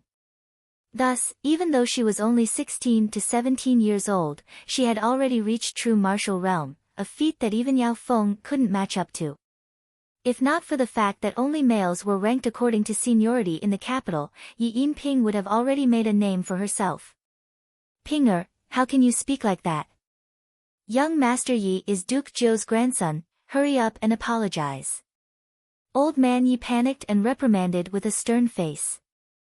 The reason why he brought this child over to meet with Duke Zhou this time was so that the Yi and Wang clan could continue the friendship of the previous generation. Furthermore, Wang Chong was a decent child. Of the many descendants of Duke Zhou, he was the only one whom he and his brothers were most satisfied with. They were still thinking of how to groom him in the future. Never did they expect that they would smear a black mark on young Master Chang's face right from the start. How were they going to groom him in the future? In front of so many old brothers, where would he put his old face? I don't know what that lad said to bewitch all of you. In any case, I don't understand a single word he said. It's impossible for me to acknowledge him as my young master. The stubborn and haughty young lady harumphed. With a fling of her ponytail, she ignored her grandfather, turned around, and walked away by herself. She left Old Man Yi standing there awkwardly. His face turned purple, and he raised his hand several times before putting it down. He couldn't bear to hit her. It was undeniable that this child was arrogant and rebellious. She wouldn't listen to his advice at all. However, her talent was really high. Moreover, as a girl, she was really hardworking. She didn't even need to be urged. She just practiced on her own and forgot to eat and sleep. Even as her grandfather, he couldn't find any fault with her. There were many times when he saw her working so hard that her hands were bleeding, but she didn't make a sound at all. His heart ached for her. Sigh, I really don't know what to do with her. Elder Ye's heart ached and he was angry at the same time. He turned around and looked at his old brothers, speechless. The conference hall fell silent for a moment before a deafening laughter burst out. Ha ha ha, Old Man Yi, to think that you would have such a day. To think that you would be unable to subdue a 16 to 17-year-old granddaughter. Dragons give birth to dragons and phoenixes give birth to phoenixes. With that old fellow's personality, it's no wonder he gave birth to such a temperamental granddaughter. Ha ha ha. Ha ha ha, after knowing that old fellow for so long, this is the first time I've seen him so embarrassed. That old fellow can't bear to hit her. I wonder who will be able to tame the Yi family's phoenix daughter in the future. That child sure has character.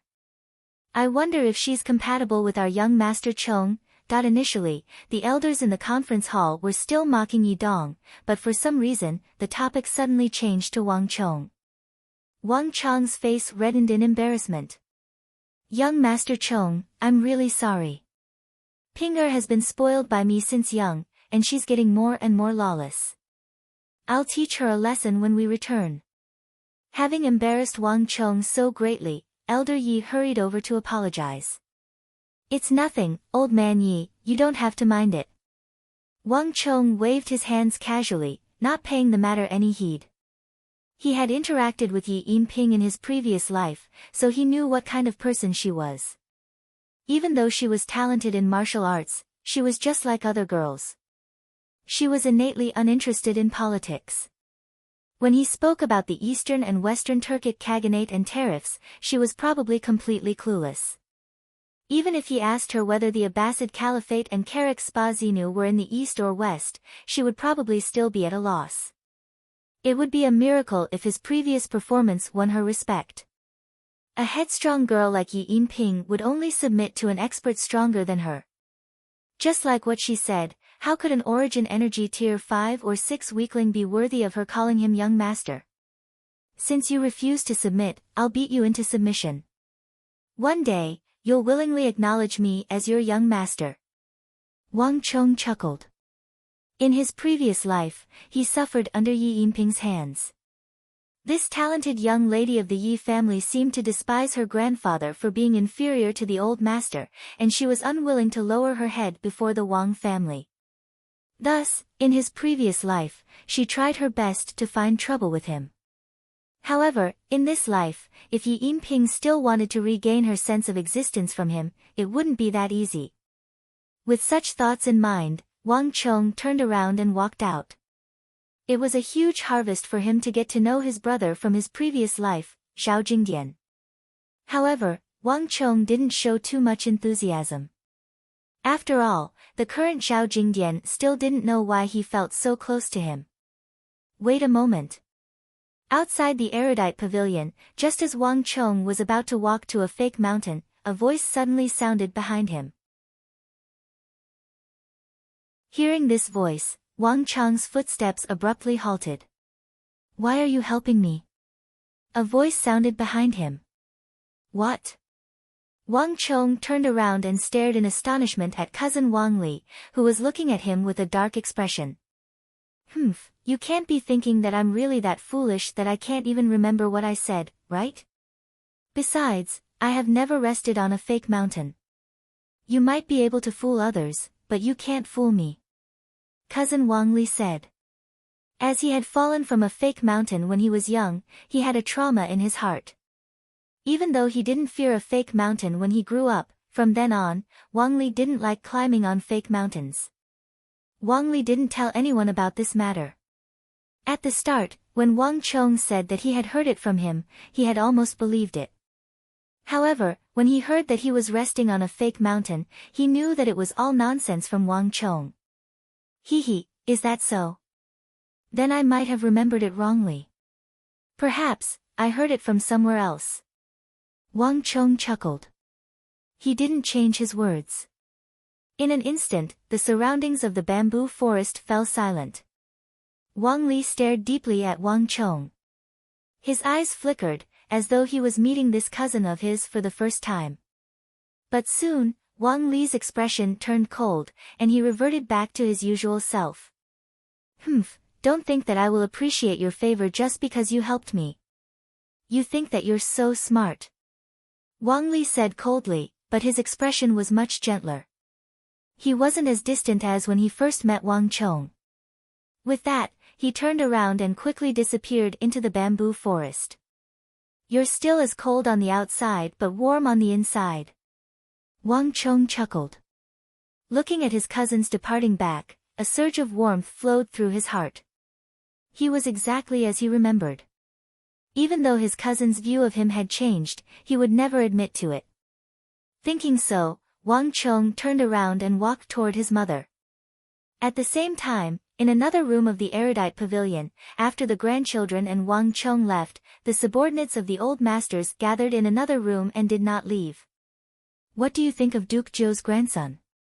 Elder Yi was the first to speak. As brothers of several decades, they could tell what each other was thinking just by looking at each other. Without a doubt, after this meeting, everyone wanted to gather together to discuss the matter. Smart, quick-witted, insightful, and courageous. More importantly, he has a heart that loves his country to the core. Elder Ma said. He recalled Wang Chong's words in the main hall. It didn't matter what Wang Chong said or how he said it. What was more important was that he could sense a patriotic heart from Wang Chong.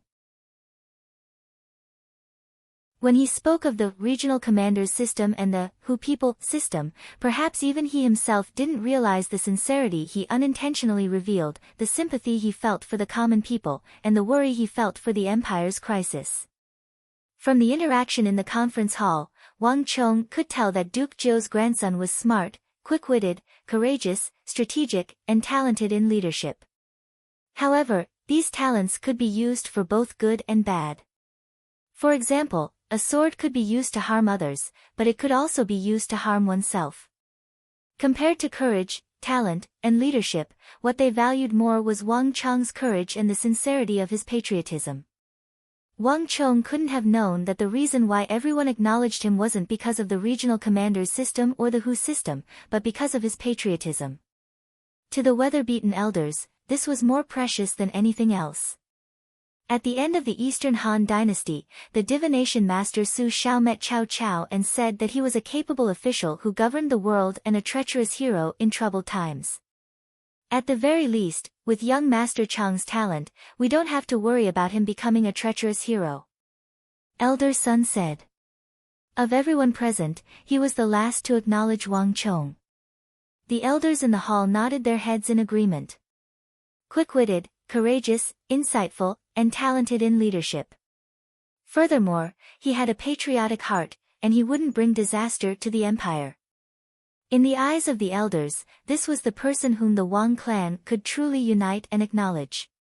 After more than a decade of disappointment, all of Duke Zhou's descendants had finally found a person whom they could follow. Duke Zhou has a successor. He's passed our test.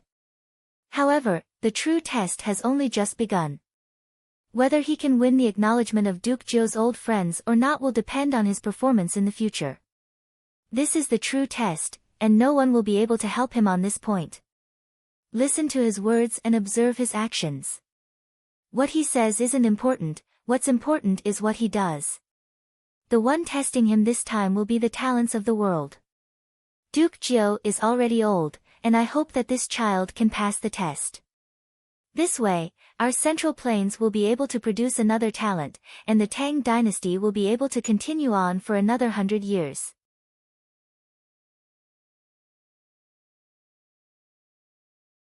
Chapter 103. The exterior of the Golden Lion Den was majestic and resplendent, but the interior was filled with a foul atmosphere. There were those who smoked tobacco pipes, those who drank alcohol, and those who spoke gibberish in drunkenness. Those who lost all of their fortune were bawling their eyes out.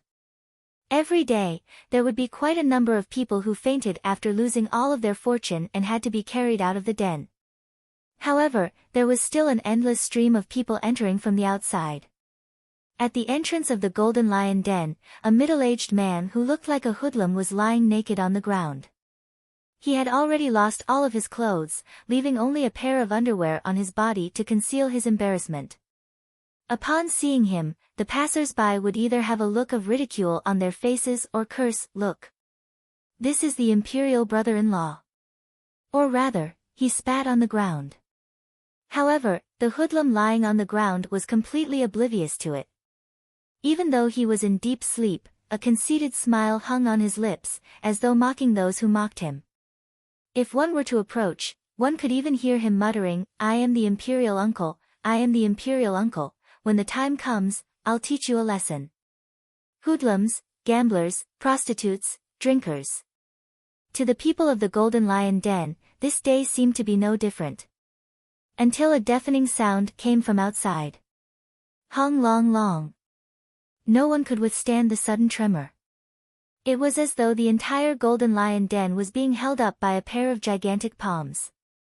This abrupt change caused many of the prostitutes and singers in the Golden Lion Den to shriek in shock. Many gamblers who were in the midst of gambling also turned their heads around in panic. Their faces were pale. Unknowingly, two towering figures had appeared at the entrance of the Golden Lion Denver. The two of them stood side by side, blocking the sunlight that shone in from the outside. In an instant, the entire Golden Lion Den turned dark, as though day had turned into night. In that instant, everyone was dumbfounded by this sudden change. Turning around, as though a rabbit being stared at by a lion, their bodies trembled in fear. Imperial Army. It's the Imperial Army. No. It's the Chamberlain of Insignia. It's the Chamberlain of Insignia. Many people suddenly recognized the two towering figures at the entrance. Dressed in armor, they resembled golden-armored deities who had descended from the heavens. These were not ordinary imperial guards but the imperial guards of the imperial palace. They were responsible for the safety of the emperor's chambers and were the closest guards to the Son of Heaven. Although they knew that the two of them weren't demons or ghosts, they still couldn't help but feel a chill in their hearts after being stared at by those two pairs of bell-like eyes. Yang Xiao. Who is Yang Xiao? One of the two suddenly opened his mouth. The deafening roar sounded like the roar of a lion, shaking the entire Golden Lion Denver. Some of the more cowardly ones trembled in fear, and they even wet their pants. The women screamed in fright. Who is Yang Xiao? The mountain-like figure spoke again. This time, its bell-like eyes carried a trace of anger. He is. A gambler suddenly pointed at a middle-aged man who was sleeping soundly on the ground next to the two imperial insignia. His fingers were trembling violently. In an instant, everyone's eyes were focused on the middle-aged hoodlum who was sleeping soundly on the ground at the entrance. Even the two imperial insignia, who were as burly as mountains, were the same. Being stared at by so many people, the snoring Yang Xiao finally sensed that something was amiss. He slowly opened his bleary eyes. Who is it? Seeing the massive face that suddenly appeared before him, Yang Xiao subconsciously asked. You are Yang Xiao. The towering imperial insignia bent down, and his face was almost touching Yang Xiao's. However, this time, his voice was much gentler. Lying on the ground, Yang Xiao was taken aback. A hint of doubt flashed across his eyes, but soon, he focused his gaze on the indestructible armor on his body. Imperial insignia. You are the imperial insignia. Yang Xiao was stunned for a moment. In an instant, he seemed to have understood something and exclaimed. Peng! Yang Xiao abruptly stood up from the ground. A surge of ecstasy surged through Yang Xiao's heart, making him extremely excited. He knew that the moment he had been waiting for had finally arrived. Ha ha ha, imperial insignia. Imperial insignia. You bunch of snobbish bastards, do you see that? I am the imperial uncle, I am the imperial uncle. I, Yang Xiao, have struck it rich. Yang Xiao abruptly leaped up from the ground and danced excitedly. Everyone in the Golden Lion Den was stunned by his actions. But Yang Xiao paid them no heed. He was frenziedly venting the ecstasy in his heart. You bunch of blind fools, how dare you say that I am lying? Do you see that? Imperial insignia. Imperial insignia. My younger sister has sent someone to fetch me. I am the imperial uncle, I am the imperial uncle. Looking at the shocked and fearful gazes, Yang Xiao felt incomparably exhilarated.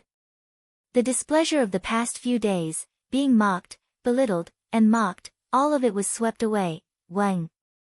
Before Yang Xiao could fully enjoy this moment, a massive palm suddenly reached out from behind and grabbed Yang Xiao. As though carrying a little chick, it carried him out. All of Yang Xiao's words came to an abrupt halt.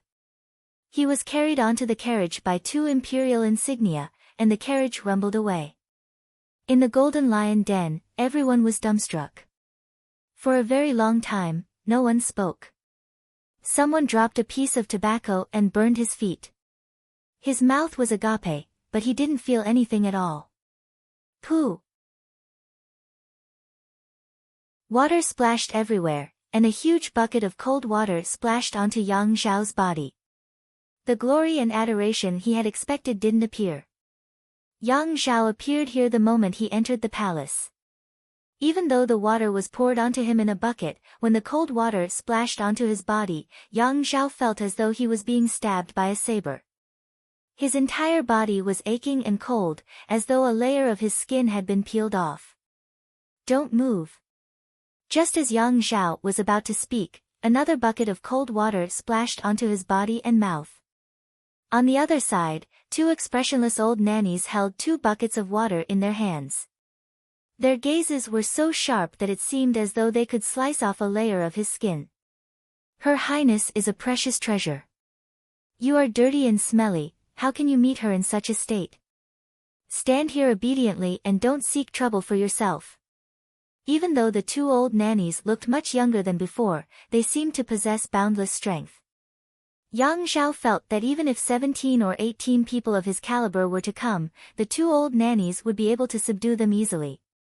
Facing the threatening gazes of the 2 old nannies, Yang Zhao finally obediently lowered his hands and stopped moving. Hua hua hua. Bucket after bucket of cold well water splashed onto Yang Zhao's body. His skin was flushed red, as though it had been scorched by fire. Only then did the 2 old nannies stop. Following which, a few palace maids came in with razors to shave Yang Zhao's stubble, comb his hair, place a golden crown on his head, and dress him in a white robe. All of this took nearly 4 hours before it finally came to a stop. "Lords, it's done. You can bring him to meet Her Highness now." The 2 old nannies looked at Yang Zhao, who was dressed appropriately, before turning around and expressionlessly speaking to the 2 chamberlains of imperial insignia who had been watching from the beginning. The 2 tall and muscular chamberlains of imperial insignia assessed Yang Zhao from head to toe. Even though they had no concept of beauty or ugliness, they couldn't help but nod their heads in approval.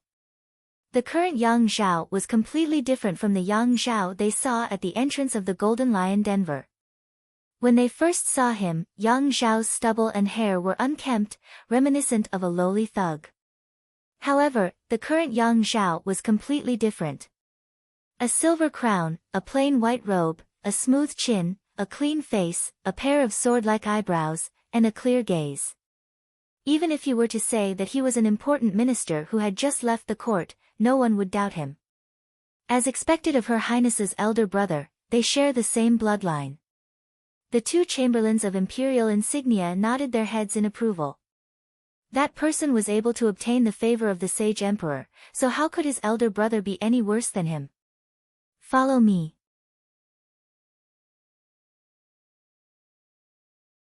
He couldn't help but be shocked, and hurriedly retreated a few steps, not daring to go any closer. "Younger sister, what did you summon me for this time? I've waited for a long time this time." After retreating, Yang Zhao calmed himself down and grumbled with a hint of resentment. "Older brother, I do have something to ask of you."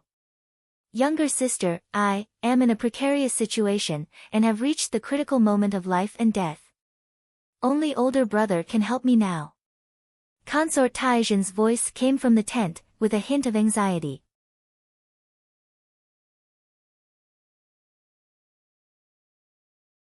Chapter 104.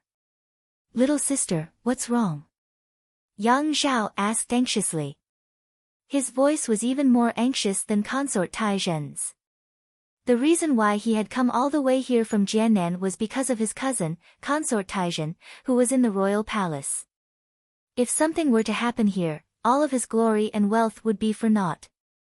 His Majesty intends to confer me as his consort, but the officials are reacting strongly against this matter. Due to His Majesty, at least half of the officials are attacking me. I'm currently in a dire situation, and my life could be at stake. If this matter succeeds, I'll be able to live with His Majesty day and night, and I'll be able to fulfill my wish. Or perhaps, I might fail. Since ancient times, people like me have never had a good ending. Even though Consort Taizhen was trying her best to maintain her composure, her voice still carried a hint of fear and unease. Since ancient times, there had never been a lady who was being attacked by half of the officials. This wasn't a pressure that she could bear alone. Just the thought of the memorials flying into the palace was enough to wake her up from her nightmares time and time again. What? Yang Zhao's face immediately warped in shock. He knew that it wasn't easy for his younger sister, and he had heard a little about the matters in the royal court. However, he didn't think that it would be so dangerous. What should we do then? Of all the officials in the royal court, the ones who oppose me the most are the King of Song and an official named Wang General. Putting aside the other officials, the King of Song is a member of the royal family, a king of the Tang dynasty. On top of that, he wields great influence in the royal court. As for Wang Zhen, he's from the Wang clan. Even though he can't compare to the King of Song, his father is the famous Duke Jiu of the Tang dynasty. Consort Taizhen said. Wang Zhen. Yang Zhao frowned. He wasn't familiar with the people in the royal court yet. However, he vaguely felt that Wang Zhen was somewhat familiar. It didn't seem to be just because his father was Duke Jiu of the Tang dynasty. Currently, only Duke Jiu hasn't expressed his opinion. His opinion had a great influence on the court officials and the emperor. The King of Song and the Wang family had been friends for 3 generations. Today was Duke Jiu's 70th birthday. The King of Song would definitely go and offer his blessings. If Duke Jiu publicly expresses his support for him, that would be terrible. Consort Taizhen's voice came from the red tent, filled with worry and resentment. She had never expected things to turn out this way. She hadn't done anything evil, nor had she interfered with the court's politics. All she wanted was to be with the person she loved. Why were there so many people against it? Sister, what do you want me to do? Yang Zhao said without hesitation. He didn't know much, but his only advantage was that no matter what, as long as it was his sister's word, he would never hesitate. Even if he had to kill someone, he would do it without hesitation.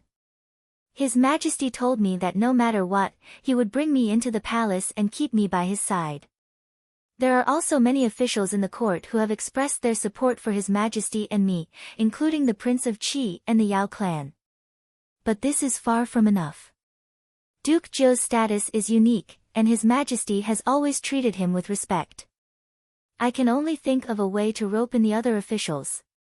Consort Taizhen clapped her hands in the tent, and several old nannies in the Yuzhen Palace immediately carried several boxes filled with gold leaves, gold biscuits, and gold bars, and pushed them to Yang Zhao.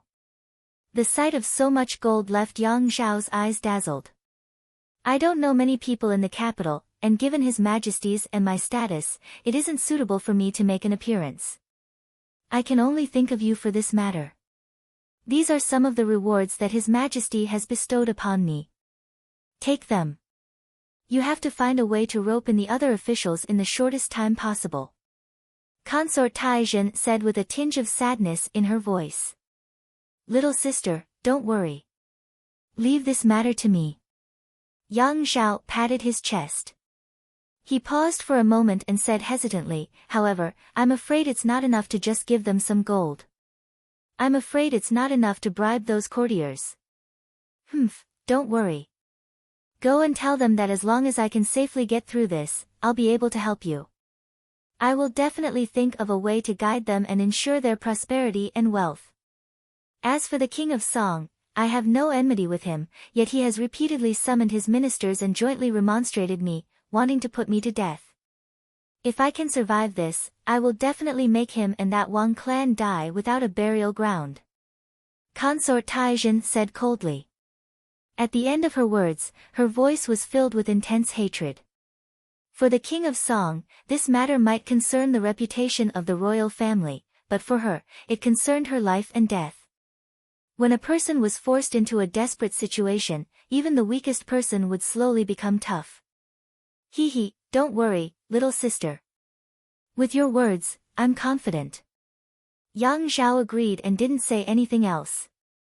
Although he had lost all his money in the gambling den, Yang Zhao had gotten used to seeing people from all walks of life and had learned many things from them.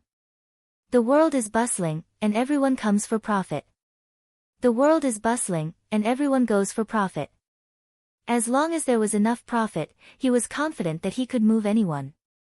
After summoning 2 nannies, Yang Zhao brought a chest full of treasures and left Yuzhen Palace. While Yang Zhao was leaving Yuzhen Palace, somewhere else, Your Highness, the King of Song has already left the King of Song residence. A well-built figure entered the King Chi manor and respectfully knelt on the ground as he made his report. Ha ha ha, good. Behind a red sandalwood table sat a figure with a majestic aura, as vast as the mountains and seas.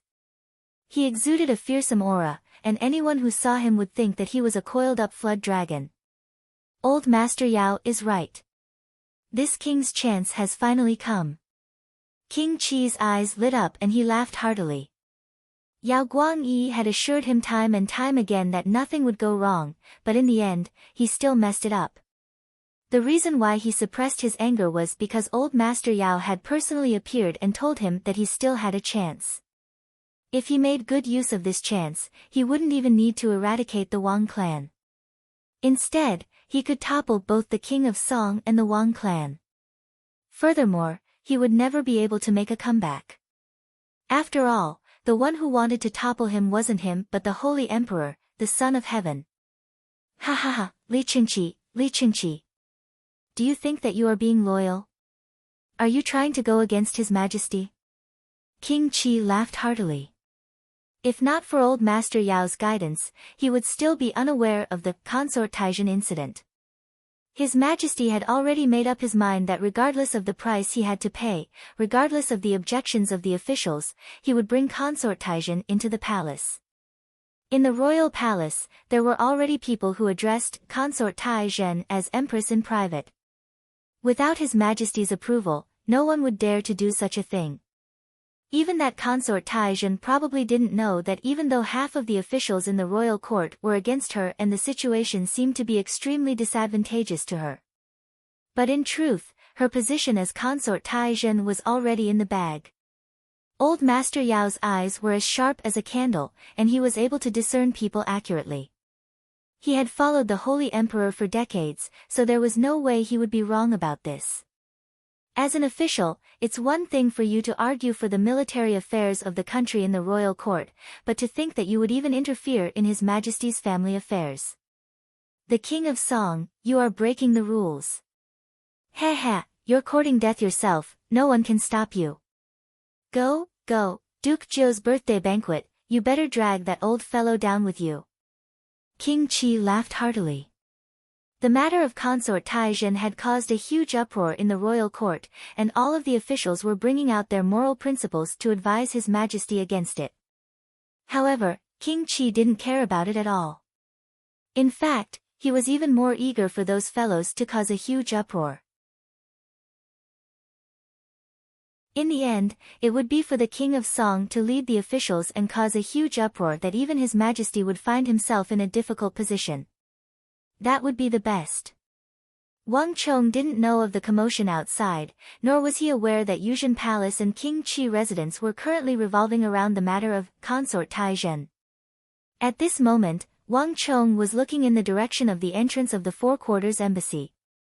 A huge commotion was happening there. With the arrival of friends, enemies would follow.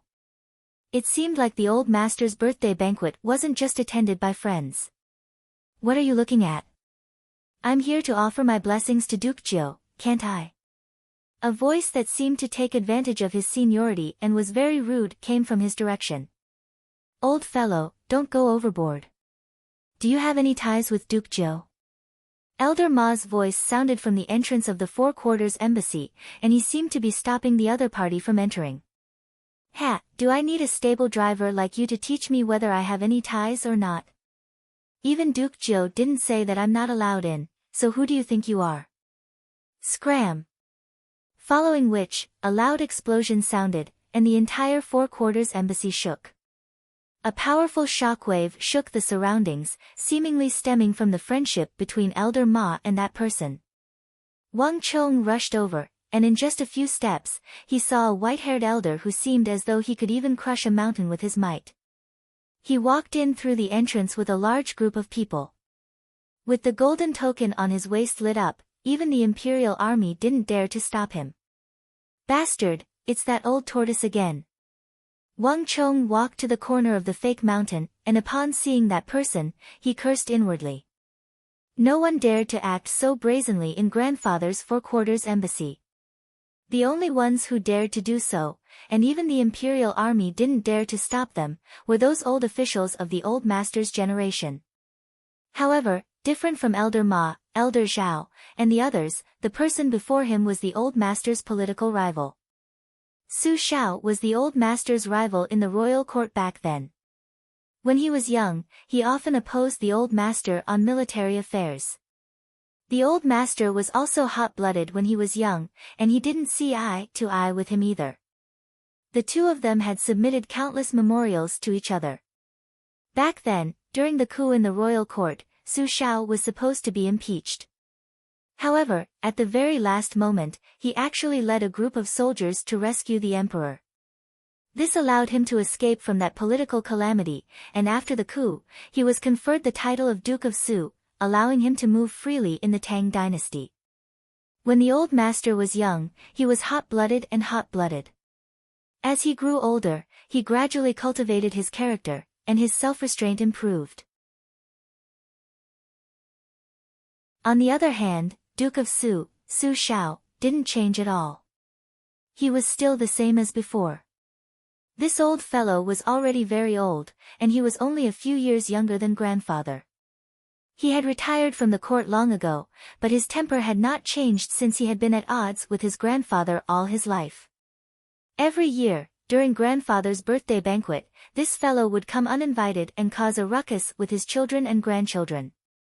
In his previous life, Wang Chong secretly scolded him as Old Tortoise, and once, he heard it and pulled on the other party's ear.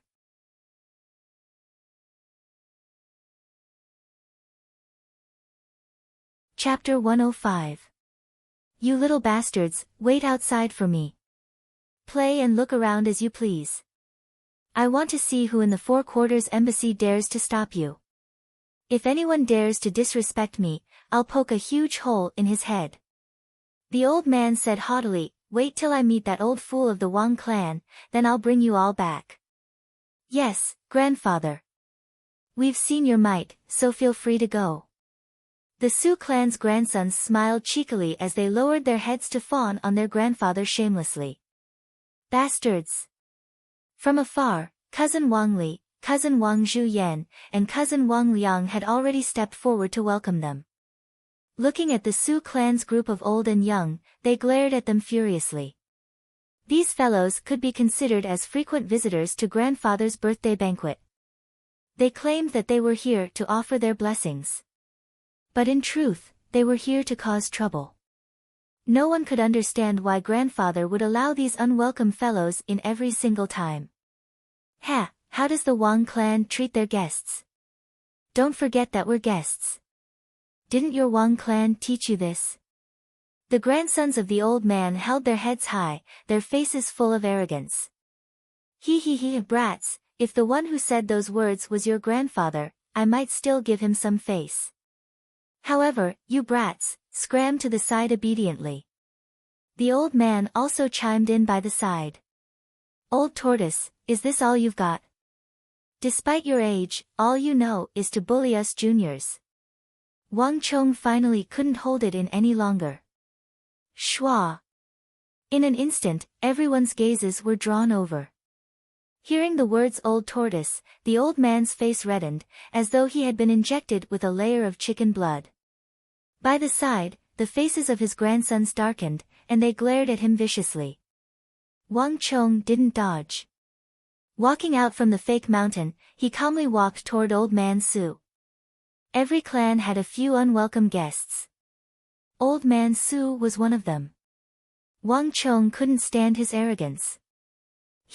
When there was a change in the palace, I hid in my own turtle shell and didn't move at all. Only when the dust had almost settled did he send a group of family soldiers over to claim the title of High Duke Su. Old man, if you're not an old turtle, then who is an old turtle? Wang Chong walked over and said rudely. In his previous life, Wang Chong did not give him the name Old Tortoise randomly. It was not a coincidence. In Wang Chong's opinion, the reason why he could get the position of High Duke Su was because he was afraid of death. When he saw that the matter was settled, he used his skills. Brat! Old Man Su turned his head around, his entire body trembling. His face was red with anger.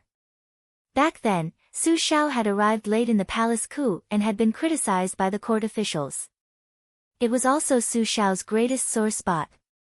Who would have thought that Wang Chong would dig it out today? Come here, come here.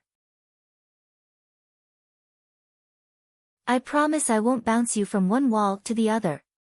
Wang Chong was not that stupid. Seeing old man Su's eyes turn red, he hurriedly retreated. Hi Duke Su, since you've come in. At this time, a voice that was neither loud nor soft sounded in everyone's ears. Ha, little bastard, on account of your grandfather, I won't argue with you for now. Hearing this voice, old man Su's tears turned to laughter, his anger turned to joy. With a flick of his sleeve, he raised his head high and walked in with large strides with an expression that said, I won't bicker with you. Behind him, old man Su's group of grandchildren also followed suit, each of them holding their heads high. Old Tortoise and Little Tortoise are really jackals of the same tribe. Wang Chong cursed in his heart. The old man's seniority was too old. He was from the same generation as his old man. Wang Chong could not do anything to him. He could only grab hold of his sore spot and make him unhappy. Brat, this name of yours is pretty good.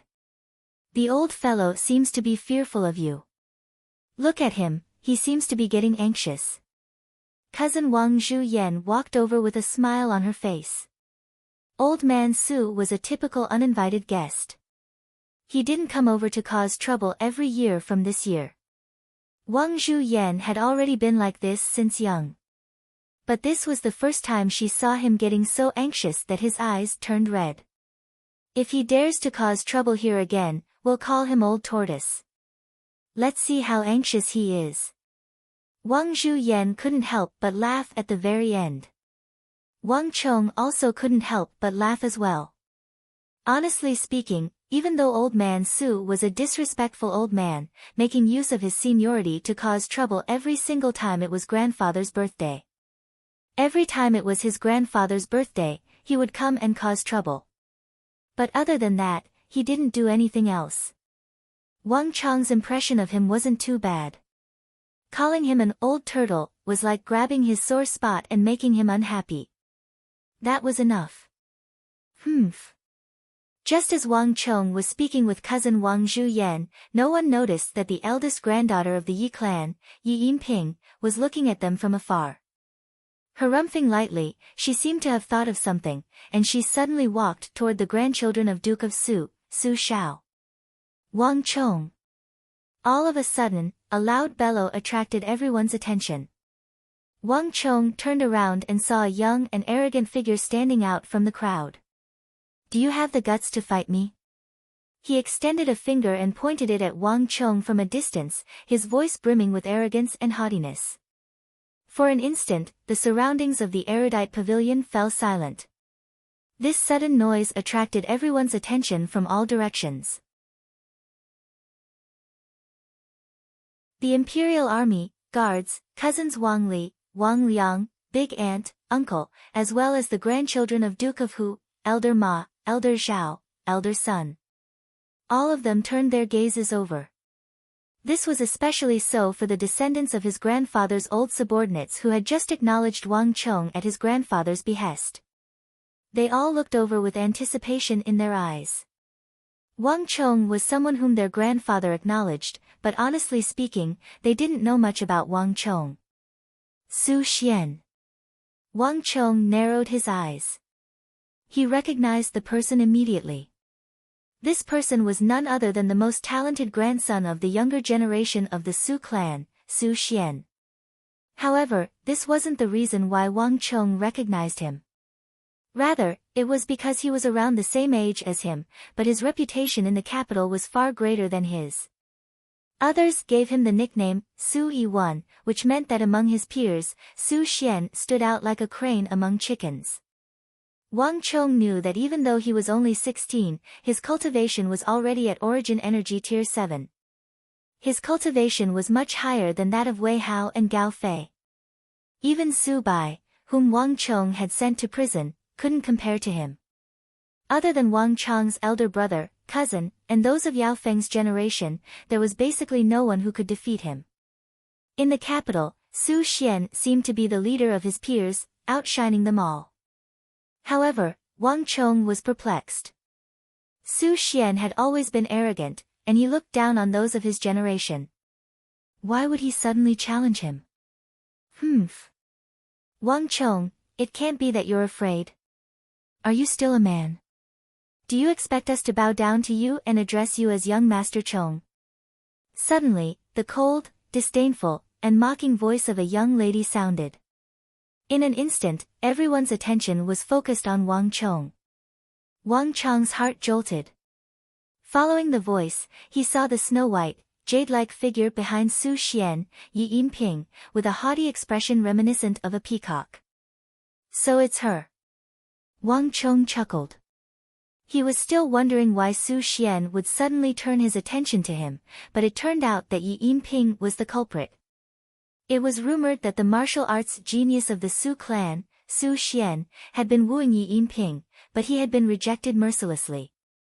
From the looks of it now, Yi Yinping must have made some conditions to Su Xian to provoke him in order to embarrass him. Yinping, don't worry. I'll make sure that lad dies a miserable death for you. Su Xian turned around and spoke with a gentle voice. As he spoke, he subconsciously reached out to grab Yi Yinping's hand. Scram! With a look of disgust, Yi Yinping slapped away Su Xian's hand without any hesitation. Su Xian was placed in an awkward position. His hand froze in midair as he vented his anger on Wang Chong. Wang Chong! Do you dare to fight with me or not? To think that your Wang clan is a clan of ministers and generals, to think that you don't even have a single man. Fine. I'll fight with you. Before Su Xian could finish his words, Wang Chong had already cut him off with a resolute and decisive answer. Su Xian was powerful and experienced. In the capital, there wasn't a single scion of the same age who was a match for him. Wang Chong had been cultivating diligently for a period of time recently, and he wanted to find someone to spar with so as to test the results of his cultivation. Even though Su Xian's strength was a level higher than his, Wang Chong didn't fear him. Besides, Wang Chong swept his gaze across the crowd. Duke of Hu, Elder Ma, Elder Zhao, Elder Sun. These were the grandchildren of his grandfather's old subordinates, and they were looking at him expectantly. Even though they were forced by his grandfather to acknowledge him as young Master Chong, they didn't understand him at all. If he were to back down at this moment, they wouldn't know how they would view him as young Master Chong. This was the reason why Yi Yinping incited Su Xian to deal with him. At this moment, he couldn't back down. Good. Su Xian was taken aback. It took a long while for him to recover from his shock. With a cold gaze, he said, Wang Chong, you asked for it. Fists and legs have no eyes, so don't blame me for going too far later on. Even if it wasn't for Yi Yinping, just the fact that Wang Chong had insulted his grandfather as an old tortoise was more than enough for Su Xian to teach him a lesson. What better way to vent his grandfather's anger than to trample on his grandson in the Four Quarters Embassy on Duke Zhou's 70th birthday? Pang! Su Xian stomped on the ground, raising a cloud of dust. Then, a powerful aura emanated from his body. With a darkened face, Su Xian walked toward Wang Chong with a domineering aura. Wait a moment. Wang Chong suddenly shouted. Why? Are you going back on your words? Su Xian said with an awful complexion. If you want me to fight with you, you have to have a stake. Wang Chong said. Just a moment ago, he suddenly had a very good idea. Yi Yinping might have done him a huge favor. What stake? Su Xian halted his footsteps and frowned. He had sparred with so many people in the capital, but he had never heard of a stake. Doesn't your Su clan have a bone-forging pill? You want to challenge me? Sure. But you have to hand over a bone-forging pill. I don't want to make a loss. Wang Chong wagged his finger. Wang.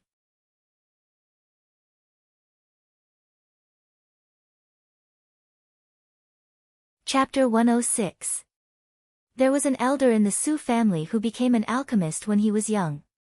Not many people knew about this, but it was not a secret among the nobles. Relying on the occasional pills given by this elder of the family, the descendants of the Su family always had a much greater advantage in terms of cultivation compared to the descendants of other aristocratic families. This pill was called the bone-forging pill, and it was a pill that only the Su family's elder possessed. It was not for sale, and because the production of this pill was very low, it was never given to outsiders. The most famous legend about refining elixir bones was 3 elixirs refining leopard bones. With just 3 elixirs, one would be able to refine the most basic level of the panther bone without even cultivating. Raising one's root bone had always been known to be difficult. The Su clan's bone-forging pill could refine a layer of panther bone with just 3 pills. The value of this pill could be imagined. However, despite this convenience, the Su family could not provide them with an unlimited supply. The bone-forging pill was extremely difficult to refine. In a year, the Su family's elder had only given the Su family 5 or 6 pills. Moreover, it would have to be shared equally among many children. Therefore, the Su family was very stingy towards this kind of bone-forging pill. However, Wang Chong knew that Su Xian definitely had more than one. The aristocratic families had always had a tradition of focusing on nurturing their most outstanding disciples. In the Su family, Su Xian's strength was not the highest, but his talent was the highest. He was undoubtedly a genius that the Su family would nurture. He definitely had more than one bone-forging pill on him. Are you kidding me?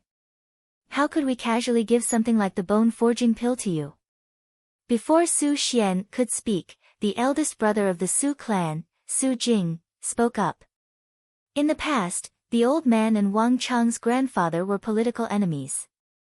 When they were young, they fought fiercely and impeached each other countless times. Thus, the Su clan had never been afraid to suppress the descendants of the Wang clan in such a public setting, to help their grandfather vent his anger and avenge the grievance from back then. But the bone-forging pill was another matter. Even the Su clan didn't have enough for themselves, so why would the Wang clan brat think that the Su clan would?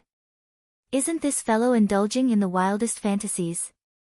Su Jing now suspected that Yi Yinping, who was backing his little brother, was deliberately colluding with Wang Chong for the Su family's bone-tempering pills. Humph! Scram if you don't have the guts. Wang Li said coldly. He and Su Jing belonged to the same generation, and it was rare for Wang Li and Wang Chong to see eye to eye with the Su clan. The two brothers did not have a good impression of each other.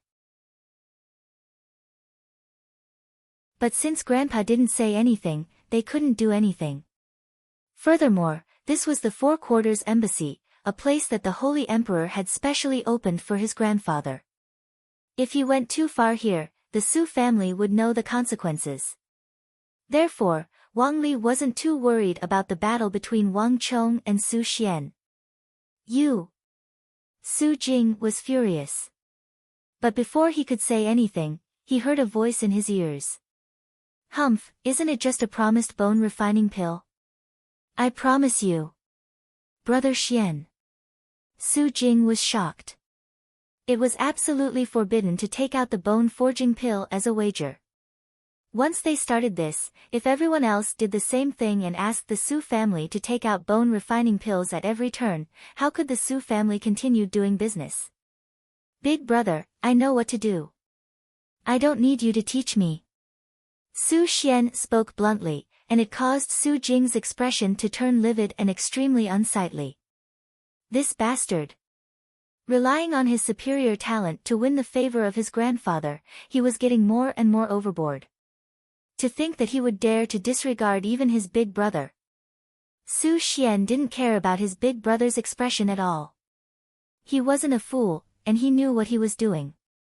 Wang Chong, I can take out the bone-refining pill.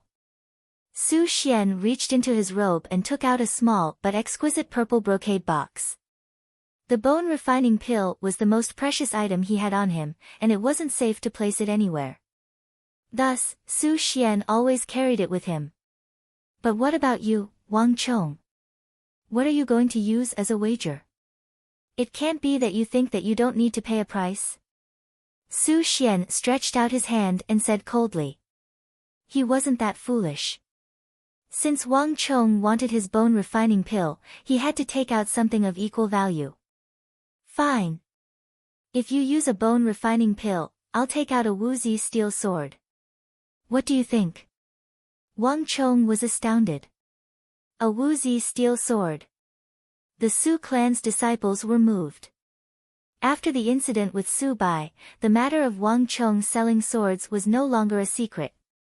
Because of Wang Chong's woozy steel sword, Su Bai had suffered greatly in the Supreme Court of Justice and had yet to be fished out.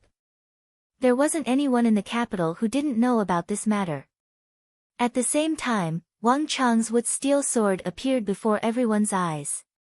The woozy steel sword is known as the #1 sword in the world, and one can be sold for 40 to 50,000 gold taels. Exchanging a woozy steel sword for a bone refining pill isn't a waste. At this moment, even Su Jing didn't oppose it. Su Xian was greatly moved. There were many ways to increase one's strength, and the bone refining pill was one of them. However, an incomparably sharp sword that could cut through iron like mud was another. Exchanging a bone refining pill for a woozy steel sword worth 40 to 50,000 gold taels was definitely a good deal.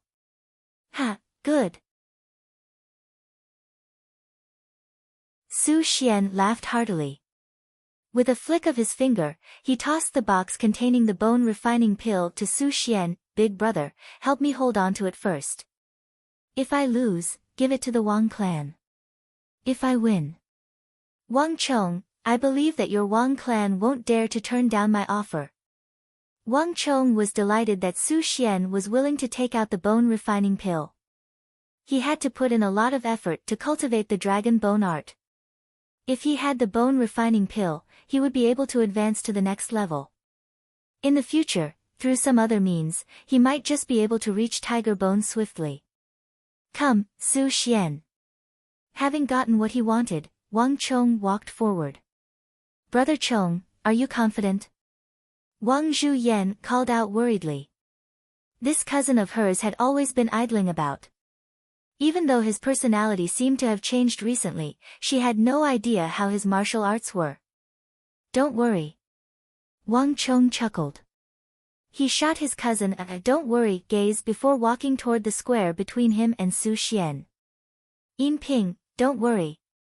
I only need 3 breaths to get rid of that lad. At the same time, Su Xian also shot a reassuring gaze behind him with a gentle expression. 3 breaths? Yi Yinping frowned in dissatisfaction. One move. 1 move is enough. Su Xian hurriedly corrected himself. Go on. Yi Yinping said coldly. Her expression wasn't pleasant at all. She didn't like to lower her head to that lad from the Wang clan. His cultivation was far beneath hers.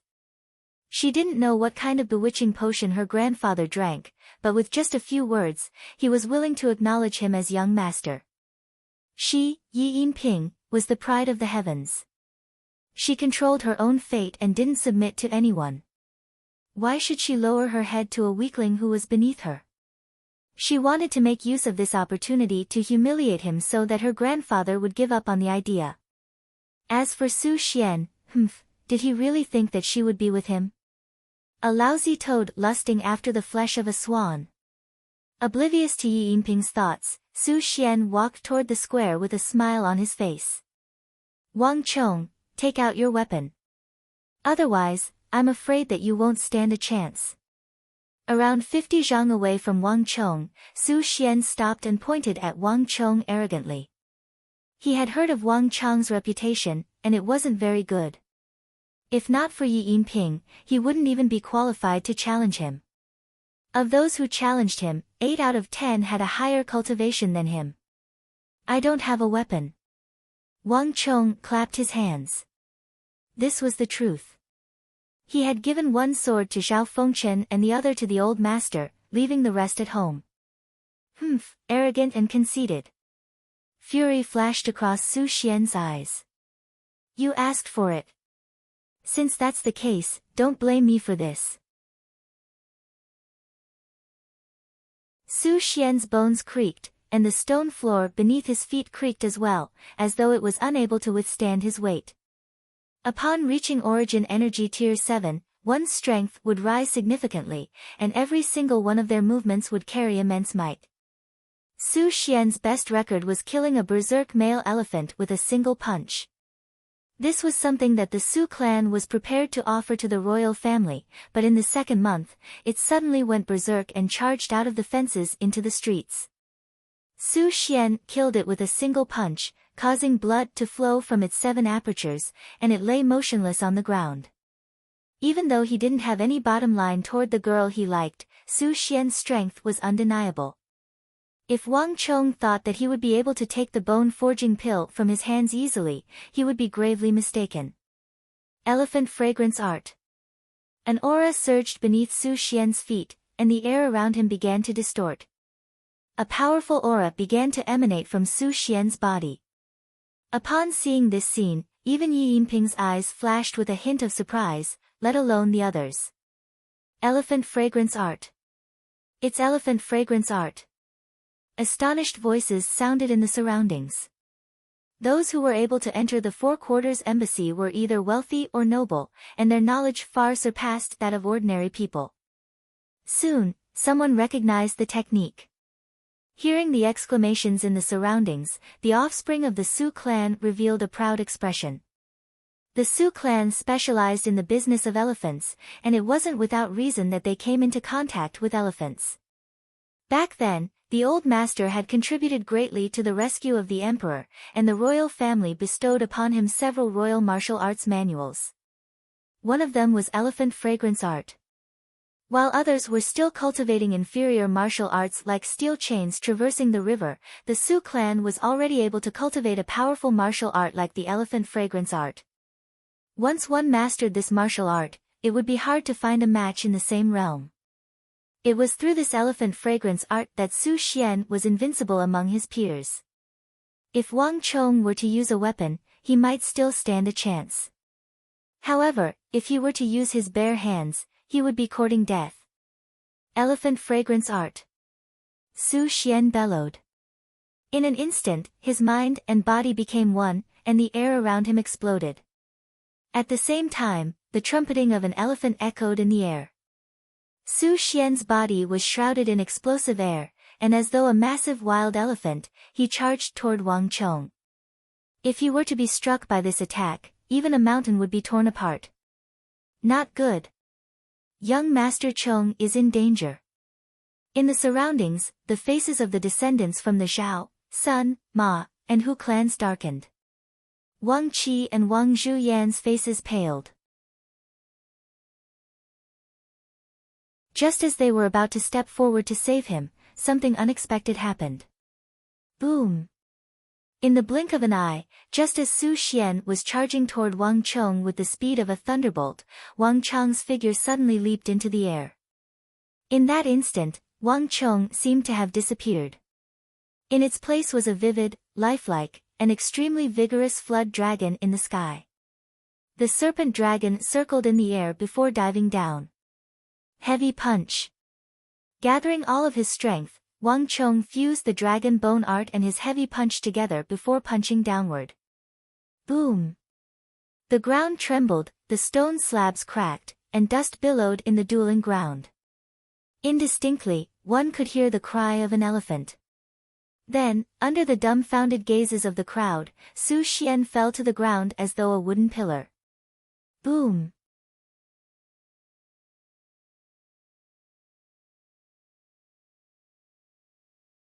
Chapter 107.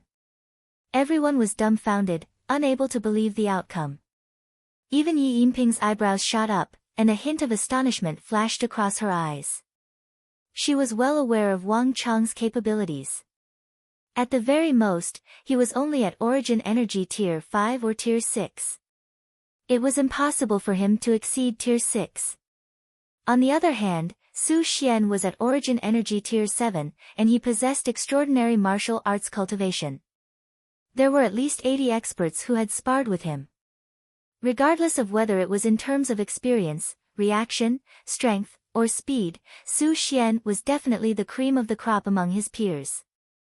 This was also the reason why she had chosen him. Not to mention, the Duke of Su residence had a formidable, fragrant elephant technique. Yet, Su Xian was easily defeated by a single move from Wang Chong. Su Xian's speed, reaction, and ability to adapt to changing situations were definitely not bad. Even if he was struck down from above like a mountain, he would definitely be able to adapt to changing situations within a short period of time and dodge his opponent's attack or counterattack. Yet, it seemed like Su Xian had fallen easily. This could only mean one thing. Wang Chong's speed, reaction, and grasp of timing were even faster and more formidable than Su Xian's. I have really underestimated him. Yi Yinping's eyebrows shot up. For the first time, she felt that she had underestimated Wang Chong. However, I'm still lacking.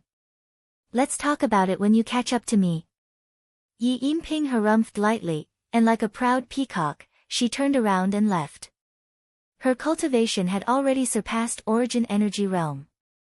Even though Wang Chong's cultivation was decent, it was only decent. She, Yi Yinping, would never submit to a weakling bone forging pill, handed over. After defeating Su Xian, Wang Chong walked over and stretched out his hand toward the eldest son of the Su clan, Su Jing. Humph. Don't get gleeful, you were just lucky this time. Su Jing's face steeled. He didn't believe that Wang Chong could defeat Su Xian. In his view, Su Xian's defeat was just luck. Whether it's luck or not isn't up to you to decide. Hurry up and hand over my pill. Wang Chong said coldly. Without the bone forging pill, he would have fought for nothing. He would not do such a thing. Even though Su Jing was reluctant to hand over the bone forging pill in front of so many people, he could only reluctantly hand it over. Brat, well done. A familiar voice sounded from behind, and Wang Zhuyan walked over with a smile. Cousin. Wang Chong called out. I almost thought you were going to lose. Wang Zhuyan smiled, as though saying, I've underestimated you. How is that possible? How could I lose to that brat? Wang Chong raised his head and glanced at Su Xian, who was surrounded by the Su family disciples, who were pinching and massaging his philtrum. All right, enough with the nonsense. Do you think I, second sister, don't know how capable you are? Wang Zhuyan scolded jokingly. She still didn't dare to believe that Wang Chong would suddenly become so formidable. In her view, Su Xian's defeat was largely due to luck. Wang Chong chuckled and didn't argue with her. It was good for cousin to think that it was a stroke of luck. At least, he wouldn't scare them with his sudden transformation. After fooling around with his cousin for a while, Wang Chong took the bone forging pill and anxiously found a secluded place to start his cultivation. Pill forging bone was no small matter, and such pills were simply too rare. In his previous life, Wang Chong had no affinity with such pills. This was the first time Wang Chong had obtained such a bone forging pill. A change in one's root bone would bring about a qualitative change. If Wang Chong could break through to Tiger Bone Realm, everything would be different. It was good to gain the recognition of Elder Yi, Duke of Hu, and the other elders, but personal strength was equally important. This was also the reason why Wang Chong accepted Su Xian's challenge. If he were to lose today, how would the grandsons of the elders view him? At that time, everything would be different, Pa. Wang Chong opened the pocket-sized purple box, and an intense medicinal aroma drifted into his nose. Within the purple box, there was a thumb-sized, glistening, jade-white pill that looked like a suet fat ball immediately reflected in his eyes. So this is the bone forging pill. A hint of astonishment flashed across Wang Chong's eyes. This pill was refined from the inside out, and it exuded an aura of purity. It was no wonder why it was so powerful, capable of altering one's root bone. That elder of the Su clan was definitely an incredible apothecary. It was difficult to cultivate one's root bone, and the Sioux clan's bone-forging pill was one of the few things he knew that could alter one's root bone. Gulong. Leaning against the fake mountain, Wang Chong sat cross-legged on the ground and swallowed the bone-forging pill.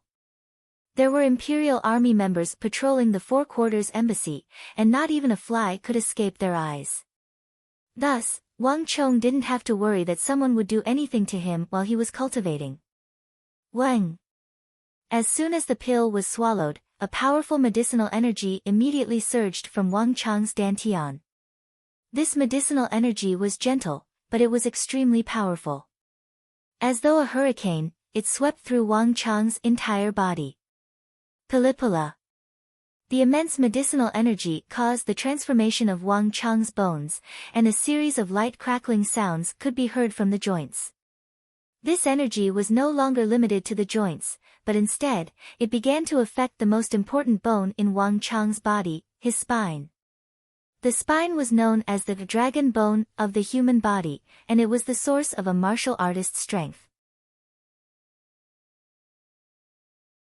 Every movement and every bit of energy had to be channeled through the dragon bone. Even the Ren and Du meridians were attached to the dragon bone. The reason why ferocious beasts were stronger than humans was because they possessed a stronger dragon bone, allowing them to utilize more of their strength. Ah! Wang Chong suddenly let out a pained roar from the depths of his throat. Tiny beads of sweat seeped out from his forehead like a drizzle. The transformation of one's root bone was earth-shattering, and every time it happened, it would inevitably be accompanied by immense pain. And now, everything had finally reached the most crucial moment. Rumble. The intense pain was like a tidal wave that howled and circled around his body.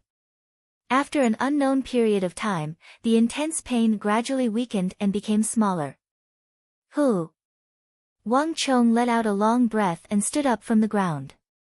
He felt his entire body drenched in sweat. I've finally succeeded. A brand new energy filled his body. Wang Chong felt that compared to before, he had finally broken through a bottleneck and reached a new realm. Panther Bone Third Layer. This was the highest realm of the Panther Bone. If he could advance another level, he would reach the realm of Tiger Bone. This was a cultivation that only many martial generals possessed. Wang Chong let out a long sigh of relief and stretched his bones. A series of crackling sounds came from all over his body. Wang Chong could feel that his bones had become denser. Panther Bone Third Layer, reaching the pinnacle of the Panther Bone, didn't just bring about a change in strength and root bone, it also brought about a change in speed. Ji. Zha zha. The sound of birds chirping echoed in his ears. Turning around, Wang Chong saw a sparrow jumping around on a bamboo branch 5 to 6 steps away, chirping non-stop. The Four Quarters Embassy was extremely peaceful, so such sparrows weren't uncommon. So. A glint flashed across Wang Chong's eyes. All of a sudden, the muscles on his body constricted before exploding forth. As though a sharp arrow, he dashed straight into the bamboo forest. His speed was so fast that it caused a huge gale in the surroundings. Ji. Zha zha. The sparrow instinctively sensed danger, and a sliver of fear flashed across its round eyes. Then, with a flap of its wings, it soared into the sky. However, even though the sparrow's reaction was fast, Wang Chong's was even faster. The sparrow had barely flown a few chi into the air when a slender and powerful palm reached out from the side. With a flash of lightning, the palm grabbed the sparrow tightly. Ji. Zha zha. The sparrow widened its eyes in fear. It tried to flap its wings, but it was unable to move at all. Panther Bone 3 Dan is indeed capable of capturing birds. Wang Chong looked at the sparrow in his palm and chuckled. This type of sparrow was extremely alert, and it was impossible for humans to approach it. Without incredible speed, it was impossible to capture it. This was also the result of Wang Chong consuming the bone-forging pill and reaching Panther Bone 3 Dan. His bones had become denser, and his muscles possessed greater explosive strength. However, the flaw of the panther bone is obvious. Its lack of stamina. The amount of energy required to capture a bird is even greater than that of a battle. With a bitter smile, Wang Chong loosened his grip. Looking at the frightened sparrow, it chirped noisily as it flew out of his palm. At the same time, large amounts of hot sweat flowed down from every part of Wang Chong's body. A fatigued expression could be seen on Wang Chong's face. When a fighter reaches Panther Bone 3 Dan, their strength and speed would be boosted significantly.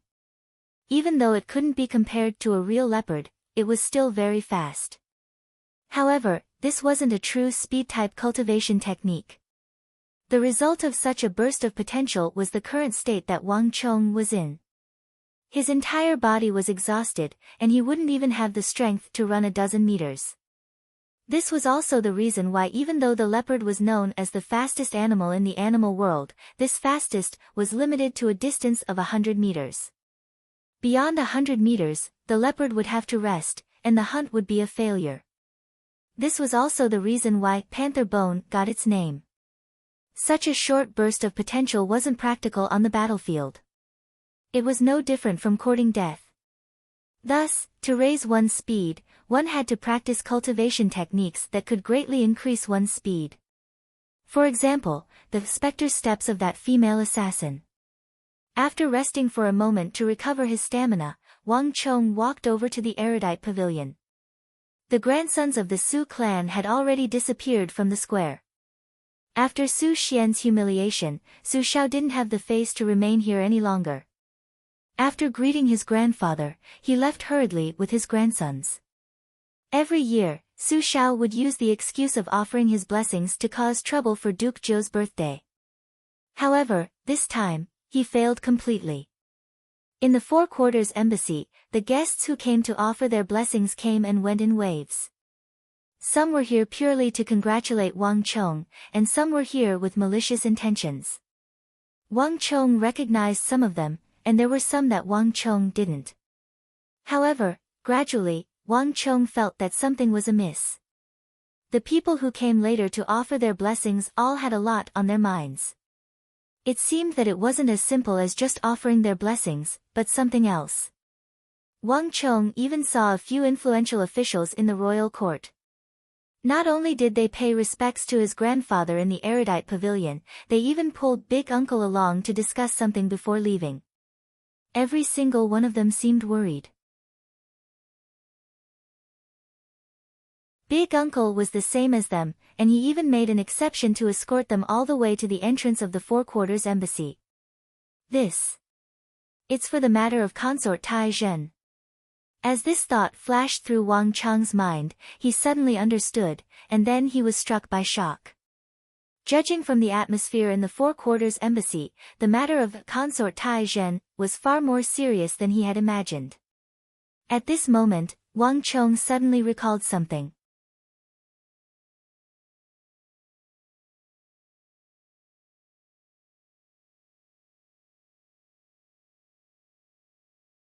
The Wang clan had a close relationship with King Song for 3 generations, and after the Consort Taizhen incident, all of the influential officials in the royal court, including Big Uncle Wang Zhen, had followed King Song's orders. To resolve this crisis and prevent the Consort Taizhen incident from affecting half of the officials in the royal court, this matter had to fall on the shoulders of the King of Song. Your Highness.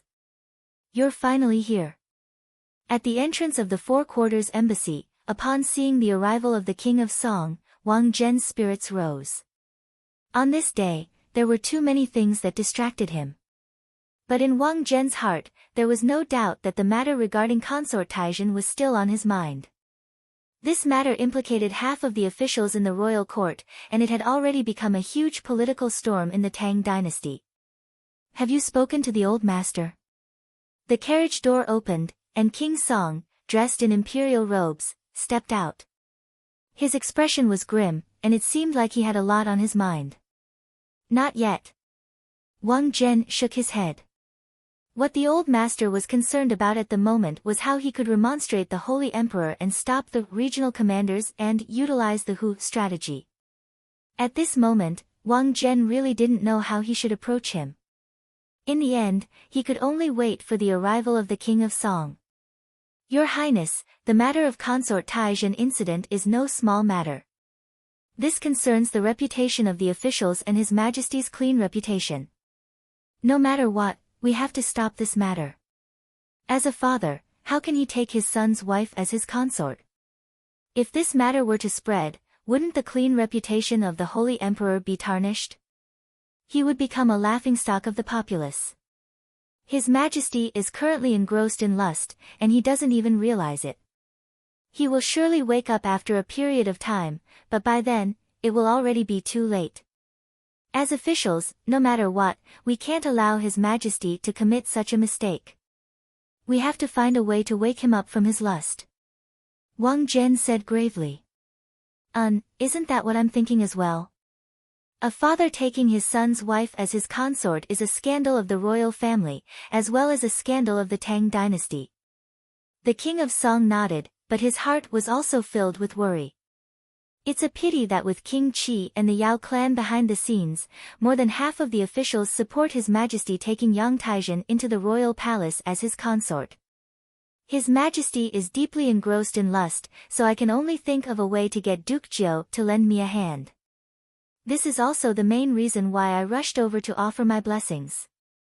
Duke Jiao is an elder of the royal court, and he wields great influence in the royal court. At the same time, he is also a meritorious minister, and His Majesty has great trust in him.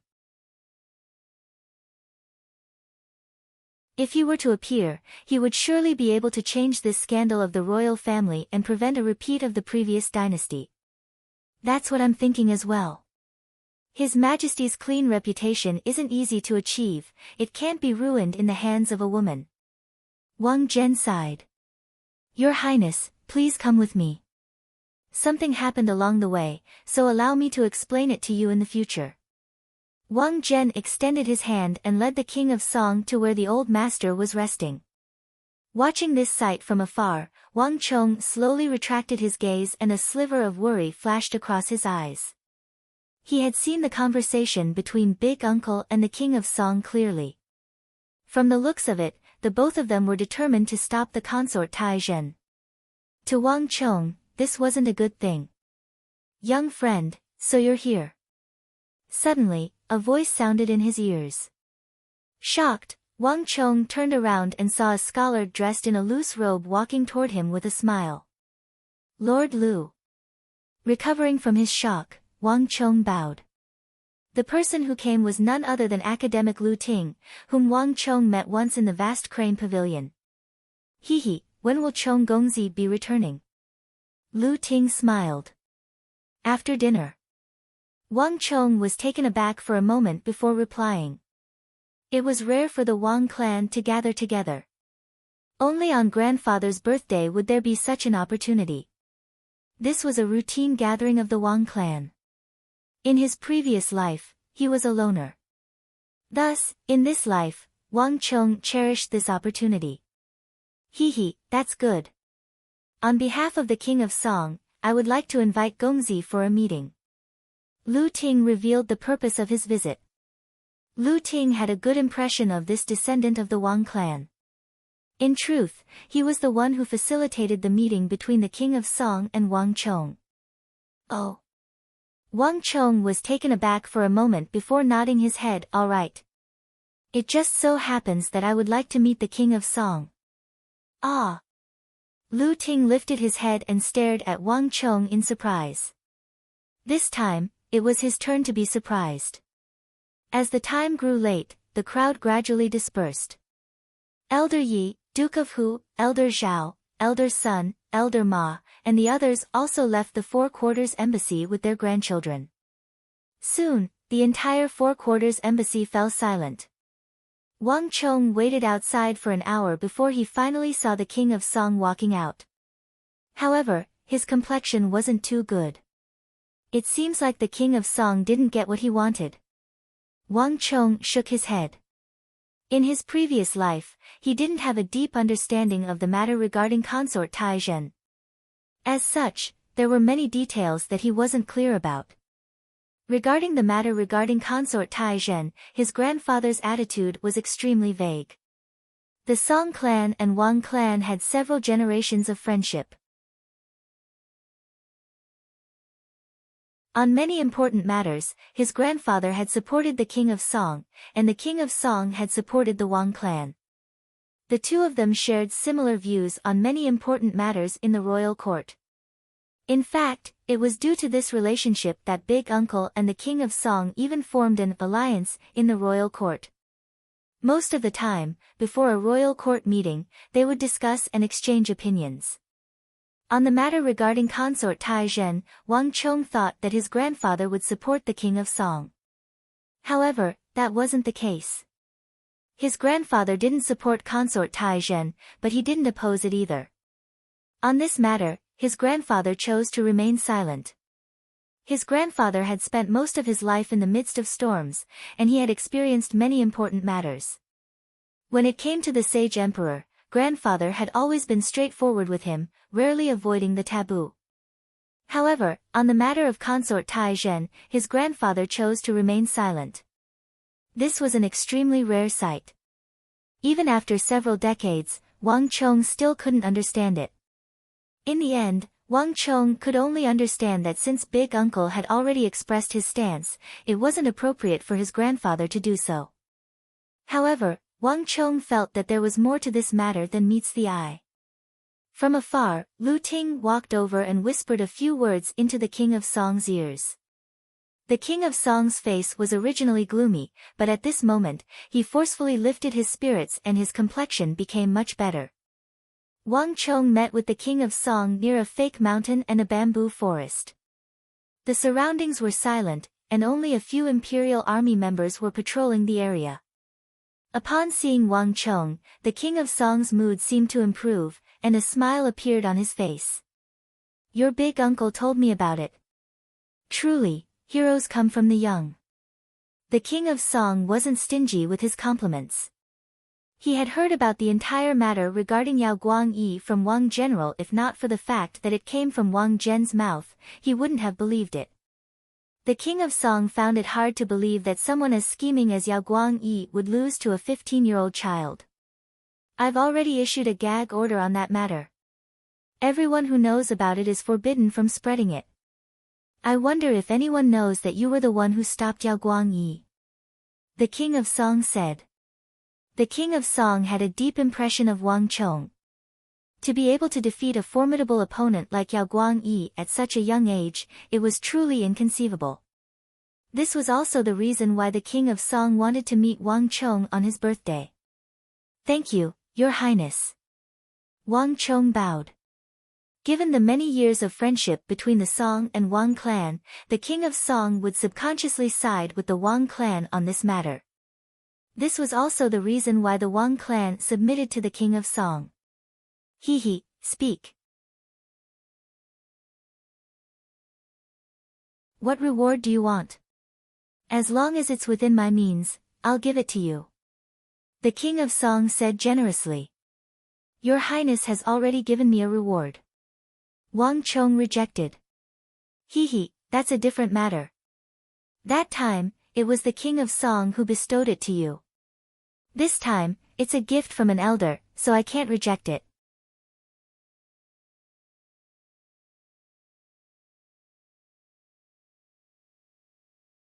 Chapter 109. The Song clan and the Wang clan didn't just have a simple political alliance. There were also many other emotional factors involved. The King of Song and Duke Jiao were of the same generation. Back then, the two of them were very good brothers. In that turbulent era, the two of them fought side by side and supported the current Holy Emperor to reach his current position. Because of this, it could be said that Duke Jiao had watched the King of Song grow up. When the King of Song was still around, Duke Jiao had also visited the King of Song's residence, visited him, and hugged him. Putting aside political reasons, deep in his heart, the King of Song still saw Duke Jiao as a father figure, a kind elder. Therefore, even though Duke Jiao didn't express his support for him this time, which made him a little disappointed, the King of Song didn't fly into a rage. The king of Song didn't have much of an impression of Wang Chong. But when he thought about it carefully, he did have some vague impressions. When he was young, he probably hugged him and coaxed him. It was only after he became the king of Song that he became busier and busier that he no longer had the time to pay attention to these juniors. Now that the matters of the imperial court had come to an end, looking at Wang Chong before him brought back memories in the king of Song's heart, as well as some of his feelings as an elder. Wang Chong didn't know what the king of Song was thinking, but Wang Chong could feel that the king of Song was at his most amiable, easygoing, and relaxed. It was as if he was speaking to him as an elder. Your Highness, I dare not bestow it to you. If it's possible, can this junior ask for someone? Wang Chong lowered his head and bowed. Someone? The king of Song and Lu Ting looked at each other. Both of them were very curious. In particular, the king of Song, who had been troubled by the matter of consort Tai Zhen, suddenly became interested when he heard Wang Chong's words. He temporarily forgot about the troubles in the court. Ha ha ha, alone? Women? You must have taken a fancy to that girl. This is human nature. Tell me, no matter who it is, I will personally speak to them for you. The king of Song laughed and seemed to be in a much better mood. Who had never been young? Hearing Wang Chong's words, the king of Song thought that Wang Chong liked a girl from a certain family, which evoked many memories in him. That's right. Chong Gongzi, feel free to speak. Even if it's the princess, with His Highness the King of Song's help, it's not impossible. Lu Ting stroked his beard and teased. No. Your Highness has misunderstood. Wang Chong felt awkward. That wasn't the case at all. What in the world were these two thinking? I wish to save someone, but only Your Highness is capable of doing so. I hope that Your Highness can save him. Oh. The King of Song looked at Wang Chong. Seeing that the latter didn't seem to be joking, he frowned and retracted his smile. Then, he said solemnly, who do you wish to save? Let me tell you first, a country has its laws, a clan has its rules, and the royal court has its laws. Even though I'm a king of the royal family, I can't do as I please. I understand. This person is called Zhang Munian. The crime he committed isn't too grave. This is his dossier, Your Highness can take a look. With a lowered head, Wang Chong took out the handwritten dossier he had prepared beforehand and passed it over. The king of Song, Wang Chong, had to meet him no matter what. It wasn't just for the matter of consort Tai Zhen. To Wang Chong, there was someone more important than consort Tai Zhen. That person was Zhang Munian. Ever since his reincarnation, Wang Chong had pondered over the matter for countless days and nights. To change the fate of the empire, there was a person he couldn't do without, Zhang Munian. Zhang Munian? The king of Song frowned, seemingly racking his brains. But eventually, the king of Song realized that he couldn't recall such a person. Academic Lu, do you have any impression of him? The king of Song shot him a glance. Lu Ting shook his head. He had never heard of this name before. That's strange. The king of Song was taken aback. He took the dossier from Wang Chong's hands, flipped it open, and began reading through it. So, he's an agriculture official. How did he embezzle so much? 20,000 gold taels. The king of Song read through the information on the dossier and frowned. But on the inside, the king of Song heaved a sigh of relief. What he was worried about the most was that Wang Chong wanted to save those who committed murder, rape, betrayed the country, and committed all kinds of heinous crimes.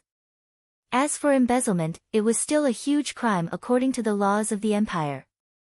But in King Song's eyes, it was only related to money, and it wasn't that big of a deal. At the very least, it wasn't an unpardonable crime. Your Highness, it's true that he embezzled 20,000 gold taels. But I guarantee that there's more to this matter. He definitely didn't embezzle the money for his personal gain. Wang Chong said earnestly. Oh. The eyebrows of the king of Song shot up, but he didn't pursue the matter any further. He didn't pay too much attention to such trifling matters. If you can repay the 20,000 gold taels first, I might be able to get the Bureau of Punishments to redeem it. I can help you repay the 20,000 gold taels. Wang Chong was overjoyed. Before the King of Song could finish his words, he immediately interrupted. 20,000 gold taels was a huge figure according to the laws of the empire.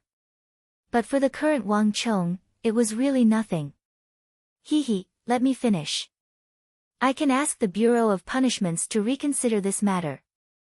As long as you repay the 20,000 gold taels he embezzled, this matter can be easily solved. But if you want me to promise you, you have to answer a question of mine. Ah! Wang Chong raised his head. This was beyond his expectation. Don't worry. I won't make things too difficult for you. Just tell me why you want to save him. Is this person your friend? The King of Song said with a smile. After confirming that the person Wang Chong wanted him to save was not a heinous criminal, the King of Song was quite open and even joked with him. Actually, I don't know him. Wang Chong hesitated for a moment before deciding to speak the truth. But I can tell your highness that this person will be of great use to the Tang dynasty in the future. Oh.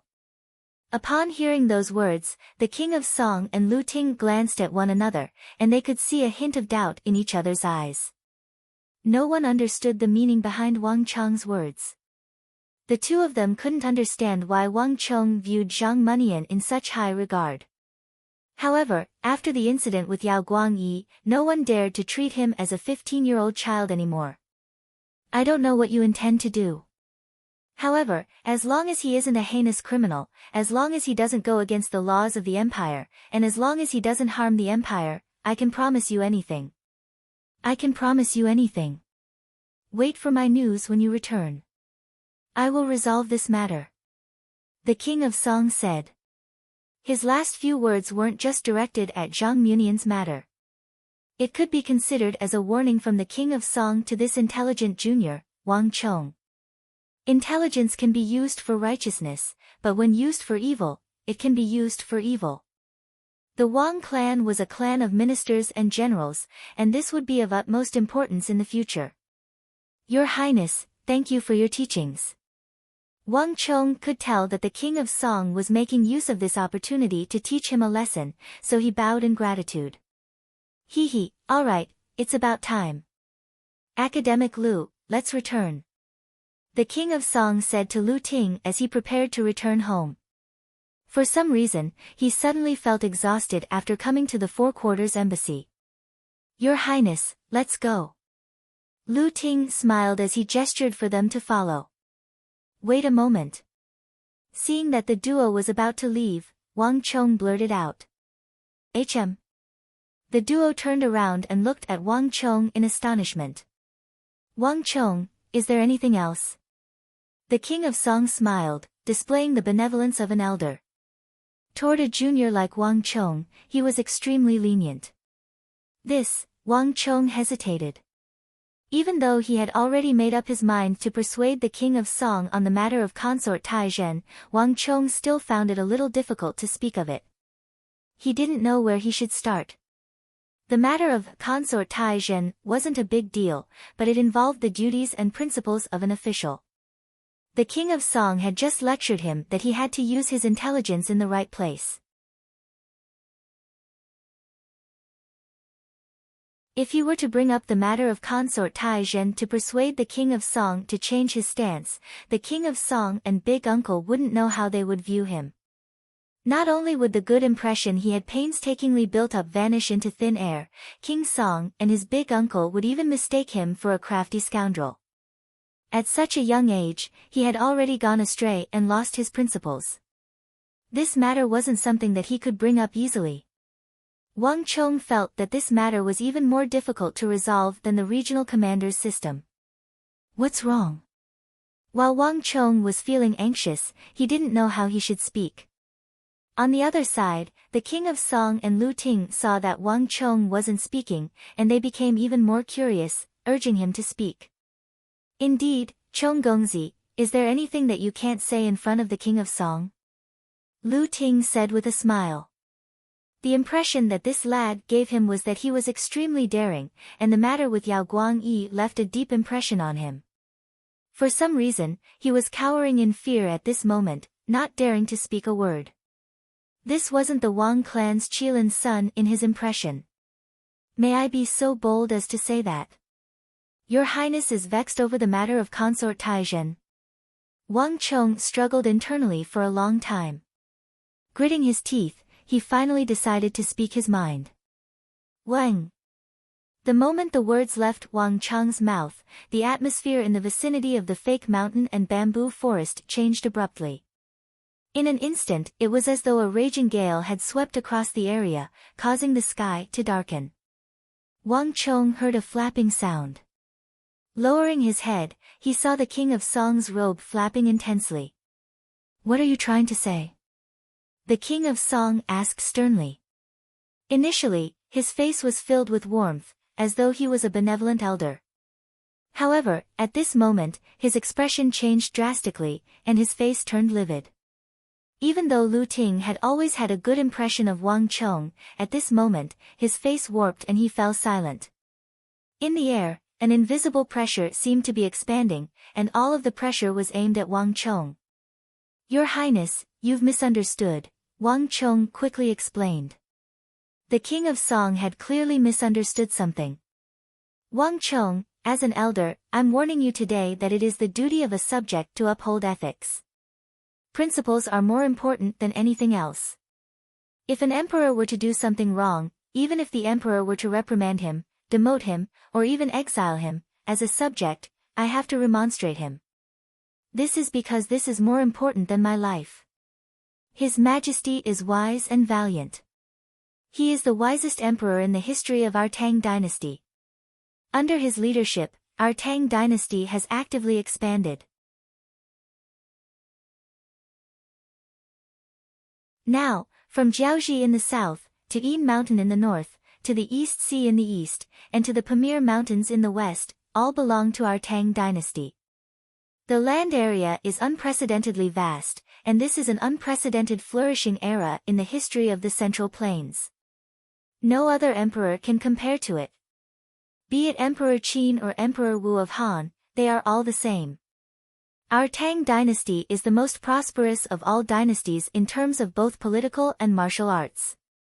His Majesty is a true emperor throughout the ages. Right now, he is muddle-headed, indulging in women without realizing it. This has affected the entire court of the Tang dynasty. His Majesty doesn't know it, but as subjects, we have to remonstrate him. No matter what, we cannot allow any stain to appear on His Majesty's reputation as an emperor throughout the ages. You're tuning in to the Blissful Bookshelf YouTube channel. We're so grateful for your support, and don't forget to subscribe to join us on this incredible journey through captivating stories. Your generosity through donations truly makes a world of difference, as it's the primary source of revenue that allows me to expand and enhance this channel for you. Thank you from the bottom of my heart for being a part of this adventure.